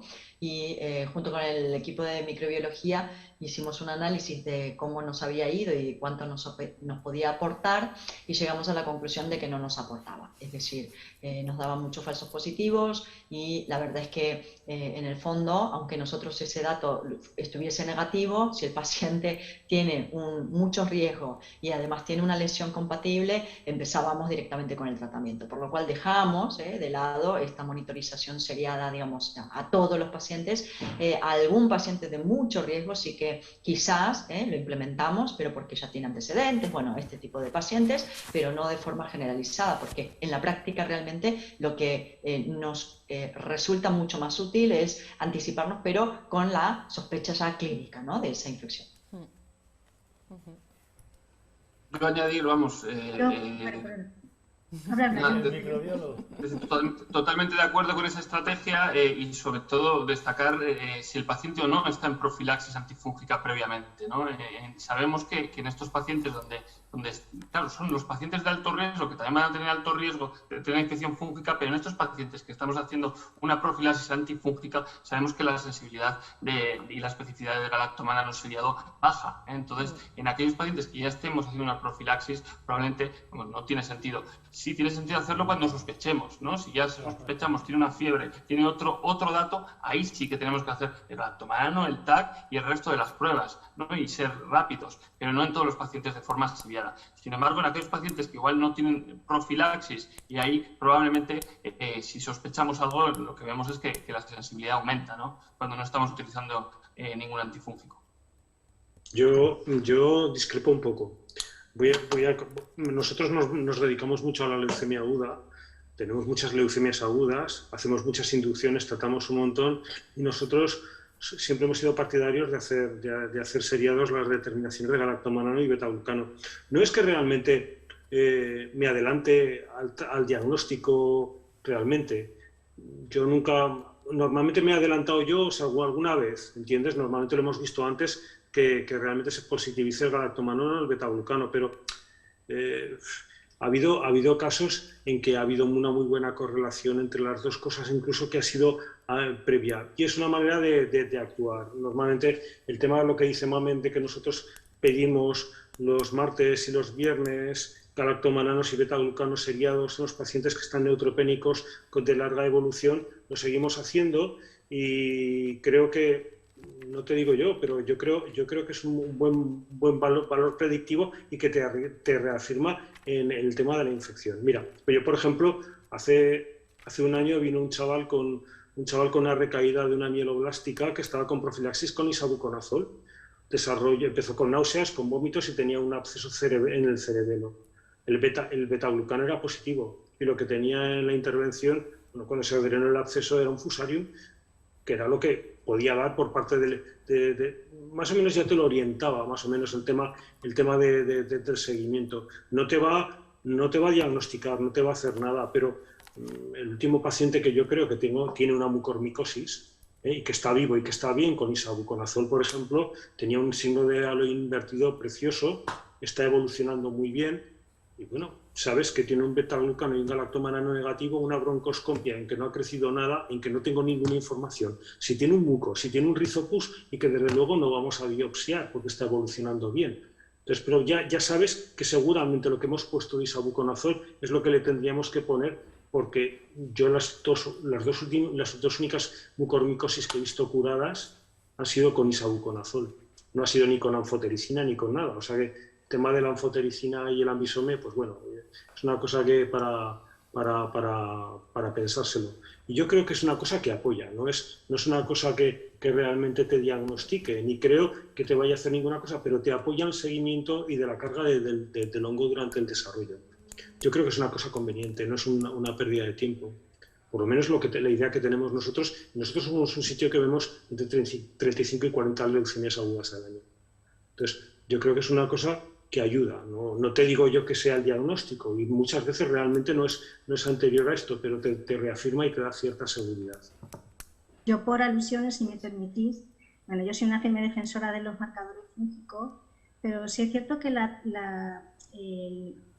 que hacemos en el hospital, es cierto que el galactomanano por sí solo, si lo utilizamos como única herramienta diagnóstica, a lo mejor apoya poco, pero la utilidad de los marcadores son utilizarlos en combinación. Yo creo que el glucano y el galactomanano juntos, utilizándolos de forma seriada, sí que, bueno, en algunos casos nos hemos adelantado a la sospecha del hematólogo, pero es cierto que estamos aquí solamente para apoyar el diagnóstico que lo hacéis vosotros y que indudablemente lo principal es la sospecha vuestra, ¿no? Nosotros estamos aquí para ayudaros un poco a hacer el diagnóstico y creo que no perdemos nada por hacer marcadores en suero o en cualquier muestra que tengamos disponible, porque sin duda podemos actuar en nuestro paciente con mucha más seguridad si llegamos a un diagnóstico.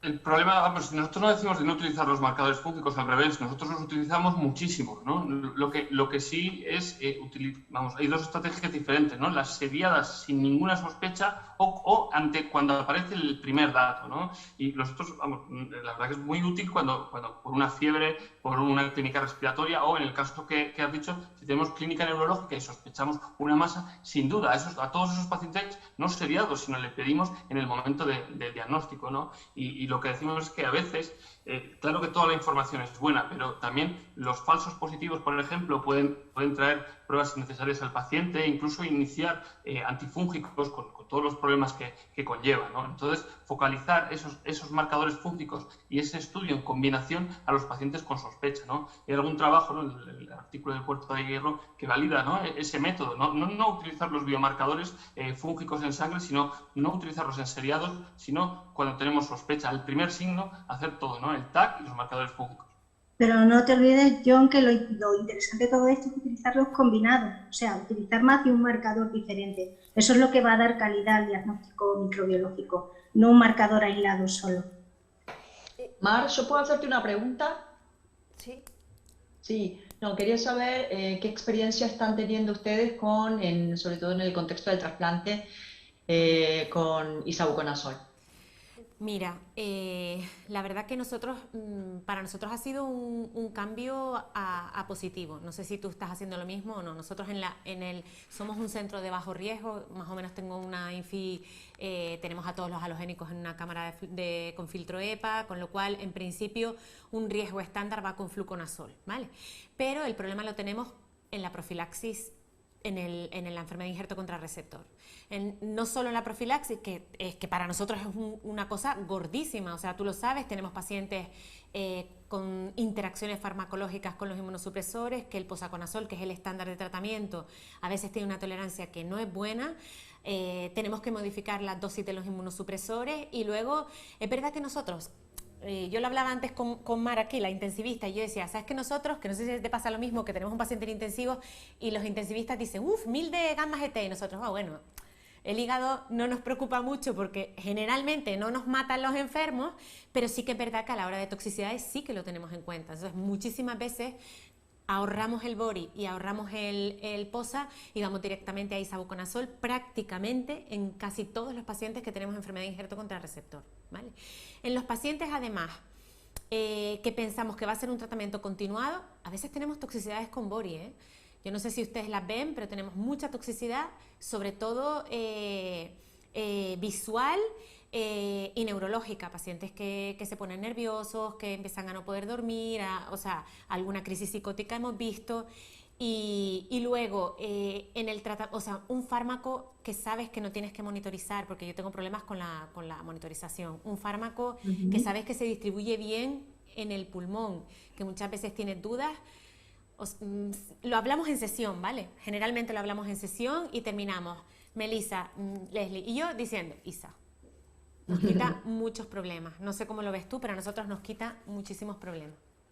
Bueno, sí, nuestra experiencia es bastante similar, pero yo creo que también es útil, ¿no?, ir compartiendo toda esta experiencia, y aprovecho para contarles que en el próximo Congreso Nacional vamos a justamente comentar y describir la experiencia que ha habido con el uso de isavuconazol en el contexto del trasplante a nivel del Grupo Español de Trasplante.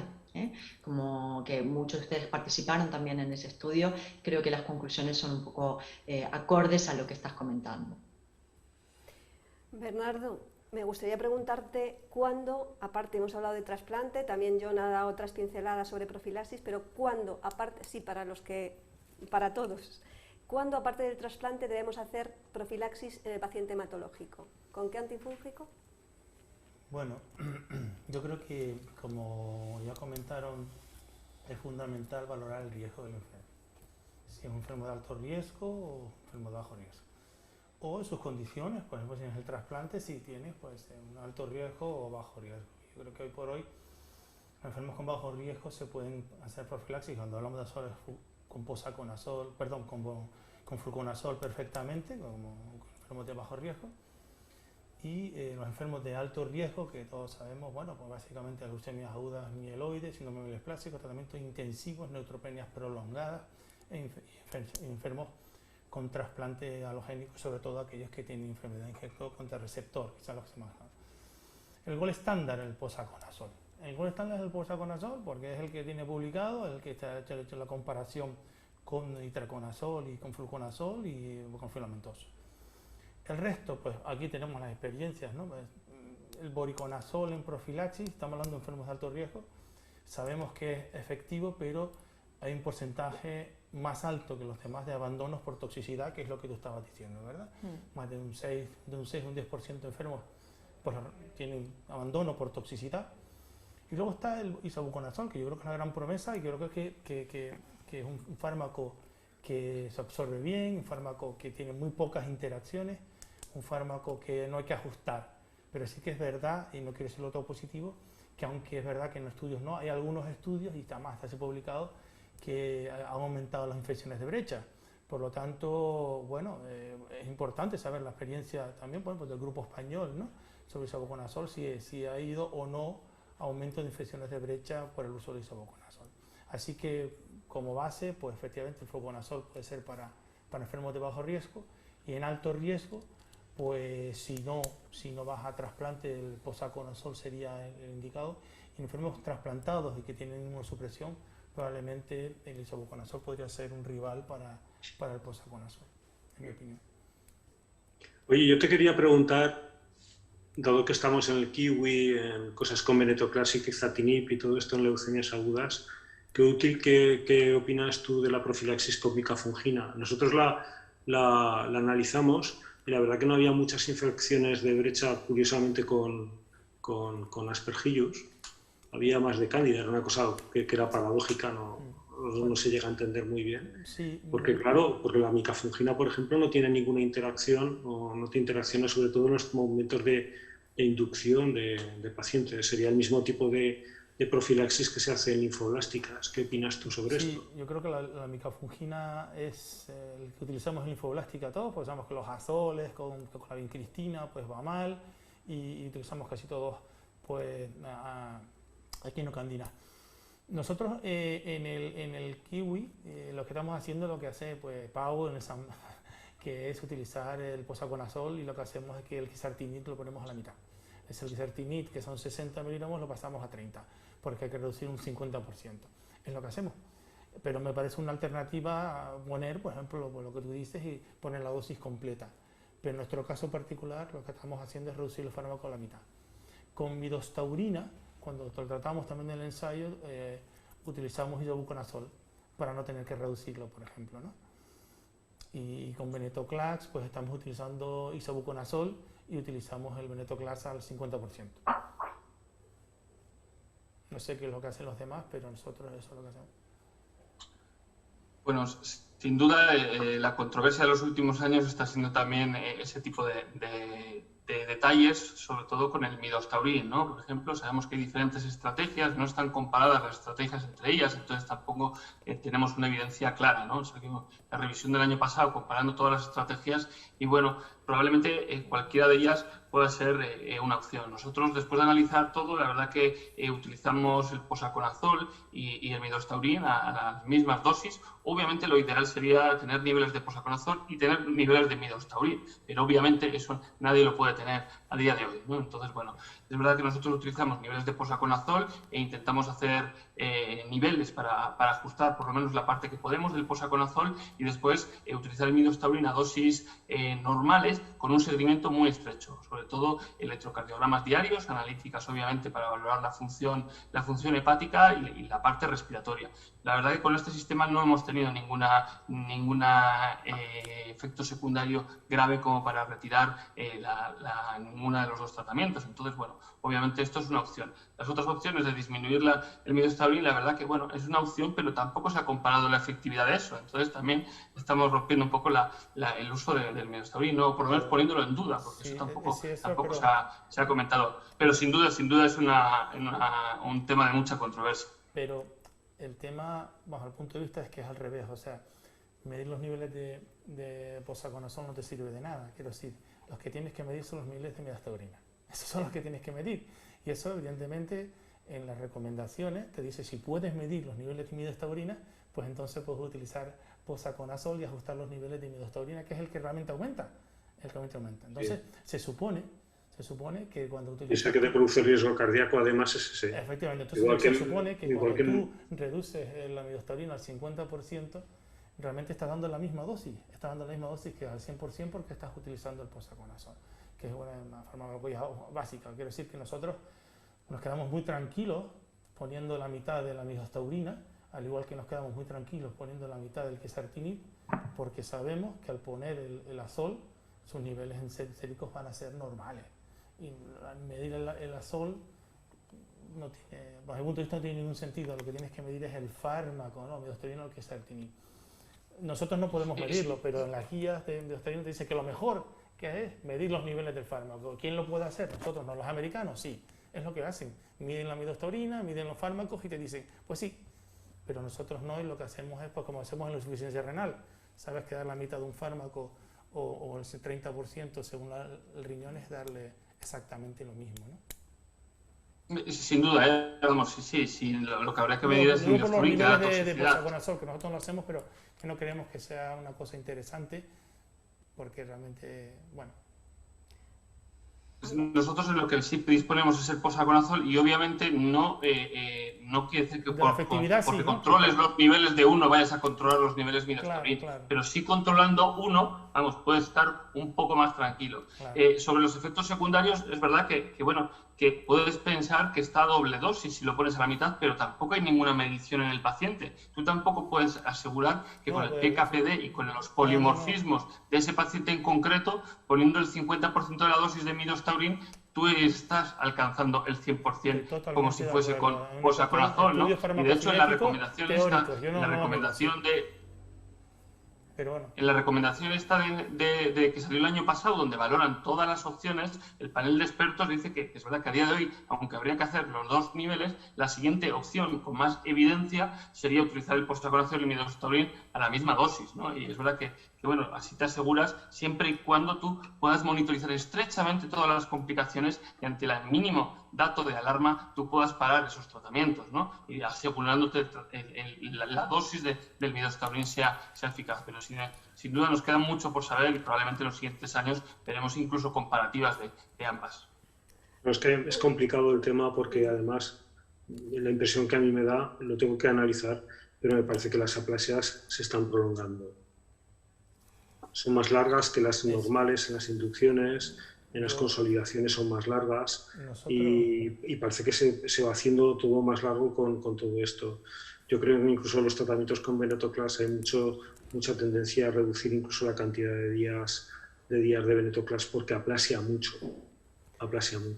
Y esto tenemos poca experiencia en general todos, por lo que hay ahora. Estoy de acuerdo con veremos en el futuro cómo lo hacemos o cómo lo ajustamos. Bueno, nosotros cuando entramos en el ensayo de la midazolam, el ensayo que entramos normalmente se daba 3 semanas, no se daba 2 semanas, que son 14 días, ¿no? Del día, normalmente el tratamiento es del 8 al 21 y se daban 3 semanas. Por lo tanto, le dabas 1 semana de quimioterapia, con 3 más 7 y luego 3 semanas de midazolam. ¿Qué vimos? Pues los enfermos son 4 semanas de quimioterapia. No había nadie que saliese de la aplasia antes de 4 semanas. No sé si es la experiencia de ustedes. Y ahora que lo estamos utilizando, cuando sabemos que todo el mundo, que sobre el 22-25 salen las leucemias. Y ahora que estamos utilizando midazolam, pues estamos viendo como efectivamente casi salen como 5 o 6 días más tarde, porque es que estás 3 semanas poniendo quimioterapia, porque la inducción más los 14 días de midazolam. Y hasta que no terminas la midazolam, los enfermos no empiezan a subir. Mi experiencia, se atrasa, aumenta la neutropenia, y sí que es verdad, son más días, más neutropenia, necesitamos más tiempo de profilaxis. De momento no tenemos más infecciones, pero habrá que verlo. A mí me gustaría preguntar, cambiando un poco de tema, preguntarle a Mamen, ¿cuál es el papel de los biomarcadores? ¿Tienen alguna utilidad o qué valor le damos cuando estamos utilizando antifúngicos? Porque a veces no me queda claro. Sí, hombre, cuando un paciente está recibiendo tratamiento bien empírico o bien en forma de profilaxis antifúngica, es cierto que la sensibilidad de los marcadores disminuye un poco si lo que estamos testando es el galactomanano, ¿no? El galactomanano es que tiene una cinética de liberación, la verdad que muy incierta, y por eso se recomienda extraer no solo una única muestra, sino extraer varias, ¿no? Para intentar aumentar un poco la sensibilidad. Pero sí es cierto que nuestra experiencia, y bueno, lo que está publicado en la literatura también, pero nuestra experiencia sí es verdad que en el Lucano, por ejemplo, el que el paciente esté recibiendo profilaxis o tratamiento no se ve interferido, ¿no? Esa razón sería un mejor marcador fúngico el Lucano. No nos has hablado además, nada... Perdona. No nos has hablado nada de lateral flow. ¿Cómo? Que no nos has hablado nada de lateral flow para el diagnóstico. Sí, os he hablado en la exposición, sí he hablado de ella. Os he dicho que son las 2 técnicas que, bueno, han salido ahora recientemente para vencer precisamente a que los ELISA pues donde se hace normalmente galactomanano necesita acumular muestras y necesita hacerse, no se puede hacer todos los días en el hospital, pero cuando tenemos un paciente con una sospecha urgente, sí que el lateral flow tiene mucha utilidad, ¿no? Nos puede dar una información útil, y os he dicho que fundamentalmente la mejor muestra que se puede utilizar para el lateral flow es el lavado broncoalveolar. El suero la verdad es que no funciona bien, tiene una sensibilidad muy bajita. Pero claro, el problema es que lavados broncoalveolares no se pueden extraer muchas veces en la mayoría de los pacientes hematológicos. Esta es la muestra que tenemos en el suero. Yo, si tuviera que utilizar el lateral flow para el suero, creo que la rentabilidad es muy baja. Solamente para lavado, solamente para pacientes con para lavado, cualquier tipo de paciente, ya sea hematológico o no hematológico. Sí, yo quería decir que, bueno, que con respecto esto de terapia anticipada o empírica. Yo creo que llevamos más de 10 años ya con el tema del anticipado. Y bueno, yo que he vivido esto al principio fue, una auténtica, como todo lo nuevo, parecía que iba a sustituir al tratamiento empírico que llevábamos, 30 años haciendo, ¿no? Y han pasado los años y yo creo que se ha puesto en su sitio. Y ahora todavía sigue. Es curioso que después de 10 años después seguimos todavía con el debate entre empírica y anticipada. ¿Por qué? Porque ha habido metaanálisis en los cuales se ha visto que realmente el tratamiento anticipado pues sí que disminuye el uso de antifúngicos, pero no mucho el costo, porque las técnicas que se usan para diagnóstico no son baratas y se hacen de forma seriada, y hay algunas series, bastantes, que dicen que hay un aumento de mortalidad en el tratamiento anticipado. Por lo tanto, los hematólogos hemos dado marcha atrás, pero yo creo que lo sensato es lo que se ha dicho aquí, es decir, los biomarcadores yo creo que son importantes, pero también es importante la clínica, muy importante la clínica y el diagnóstico. Y como tú has dicho, donde son muy importantes es en el lavado broncoalveolar. Eso es una cosa que sí que hemos aprendido, que el suero, nosotros tenemos muchos enfermos que el suero nos ha salido negativo y le hemos hecho el lavado broncoalveolar y nos ha salido galactomanano positivo. Y eso nosotros hemos aprendido que a los enfermos ahora le hacemos escáner y le hacemos lavado broncoalveolar, que para nosotros es una cosa importante, y la mayoría de los diagnósticos lo tenemos en lavado. No sé qué hacen los demás, pero es nuestra impresión que el lavado bronquiolar es muy importante si se lo puedes hacer al enfermo en el diagnóstico, aparte evidentemente del escáner, y que los test serológicos hay que hacerlos, pero creo que son limitantes, y nosotros tendemos a hacer eso. Cuando no se lo hacemos seriado, pero sí que lo hacemos evidentemente cuando el enfermo tiene una sospecha alta o tiene ya datos que queremos, y eso lo hacemos en el lavado bronquiolar. No sé qué opinan los demás. A ver. Pero un inciso, Bernardo, importante, que yo creo que aquí sí que es importante que conozcáis, que es verdad que todo el mundo dice que las técnicas microbiológicas son muy caras y tal. No es tan caro, o sea, hacer un galactomanano, no sé cuánto sabéis, hacer un galactomanano en suero a un paciente son 6 euros.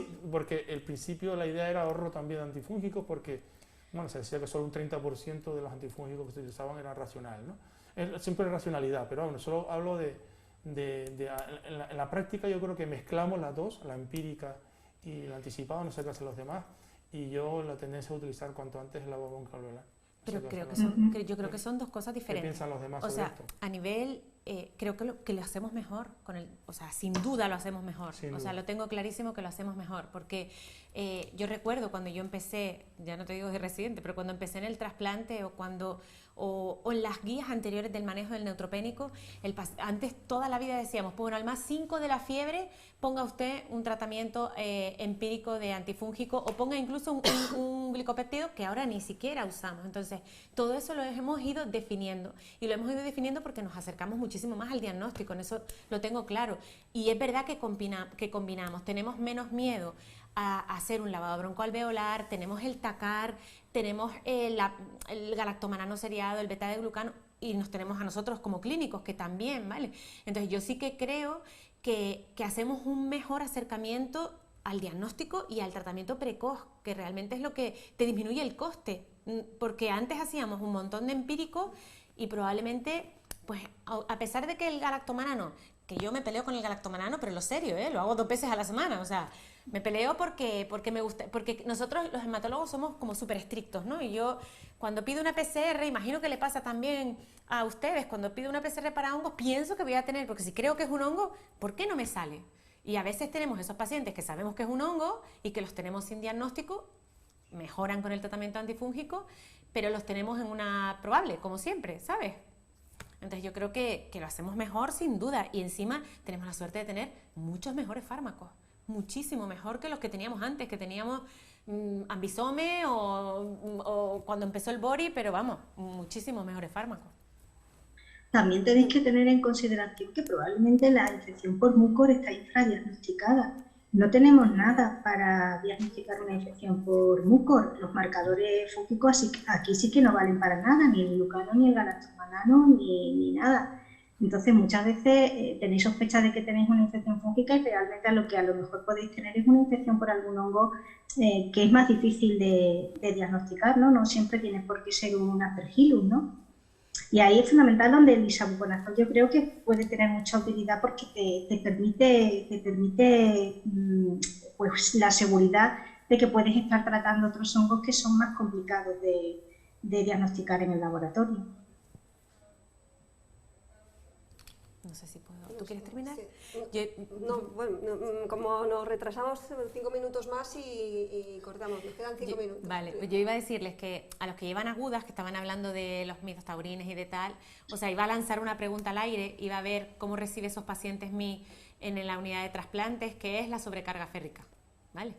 O sea, nos preocupamos por las profilaxis porque hay que evitar el hongo y resulta que tenemos la sobrecarga férrica, que estamos alimentando al hongo ahí continuamente y los pacientes nos llegan sin quelar siempre al trasplante, ¿vale?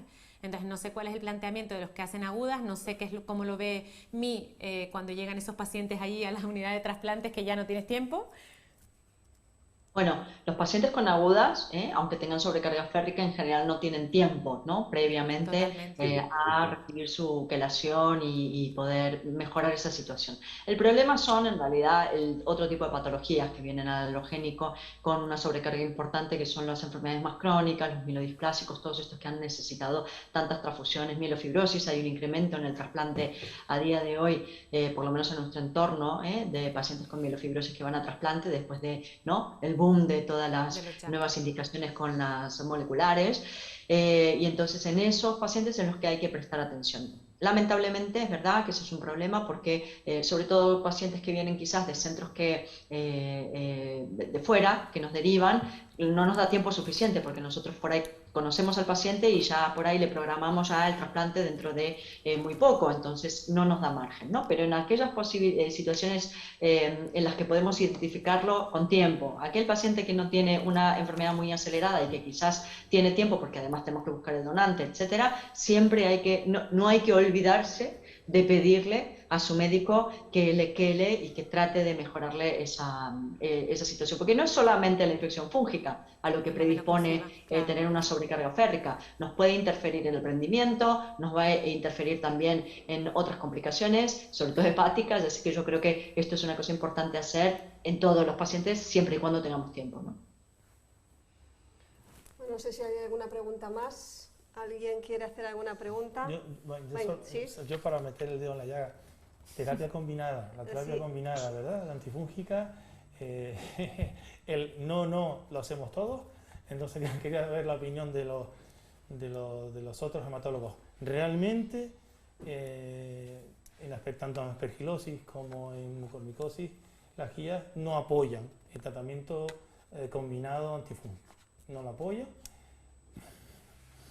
Y ahora es cuando les pregunto a ustedes si lo hacen o no lo hacen. Yo luego ya diré si lo hago o no lo hago.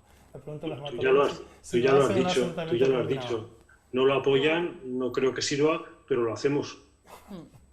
Nosotros o sea, también. que es que hacerlo lo hacemos. ¿Qué quieres que te diga? En pacientes con afectación pulmonar muy severa, al principio por lo menos, o sea, intentamos hacer una combinación en hongos que pienses que es otra cosa y que no, evidentemente, un mucro, o sea, a veces haces una combinación en asfectación del sistema nervioso central, o sea, hay una serie de situaciones que te predisponen un poco a decir, este paciente va a ir mal y combino.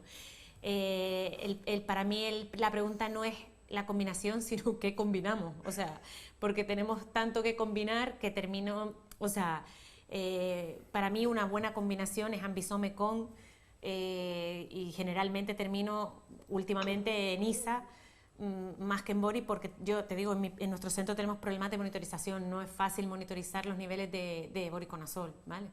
Entonces, cuando llegan, ya se te ha ido, o sea, si me llegan a los 6, 7 días, 8 días, ya es inútil. Pero bueno, yo creo que sí, que en paciente malo, con mucha lesión pulmonar que está malo del inicio, combino. Todos combinan.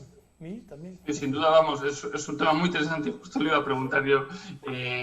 A mí, vamos, hay un estudio solo positivo, ¿no? El que combinó la nidurafungina con el voriconazol, que salió no en posible, pero sí en probable una disminución de mortalidad. Es verdad que, bueno, que no es una N muy grande y eso habría que verlo, porque no ha habido otros estudios, ¿no? Yo creo que biterapia a todos, obviamente no, eso está clarísimo, pero en algunos casos concretos sí creo que se benefician. Sobre todo serían aquellos probablemente de brecha, que vienen de otro que ya ha fracasado un antifúngico o que lo ha hecho en el contexto de una profilaxis, aquellos que van mal en las primeras semanas, está claro que a estos igual conviene conviene ponerle 2 fármacos y seleccionar bien a qué pacientes lo hacemos. Y sobre qué antifúngicos combinar, la verdad que obviamente no hay una evidencia y todo lo que hagamos va a ser, bueno, a nuestra opinión, ¿no? Ahí había un tema clásico también sobre la anfotericina B y el voriconazol, ¿no? Sobre ese antagonismo in vitro que se demostró, pero nunca llegó a verse in vivo, ¿no? Que eso ya casi parece más del pasado. Yo creo que ahora mismo tampoco podemos decir que no se pueden combinar y que cualquier combinación que hagamos probablemente tenga la misma evidencia que otra, ¿no? Entonces, mi terapia yo creo que sí en algunos casos, pero seleccionados. Muy bien, pues son las 7:11 y yo creo que con esto muchísimas gracias a todos, muchísimas gracias a los que estáis todavía detrás de la pantalla viéndonos, gracias a todos los ponentes y gracias a Pfizer y hasta la próxima. Muchísimas gracias. Bien, muchas gracias.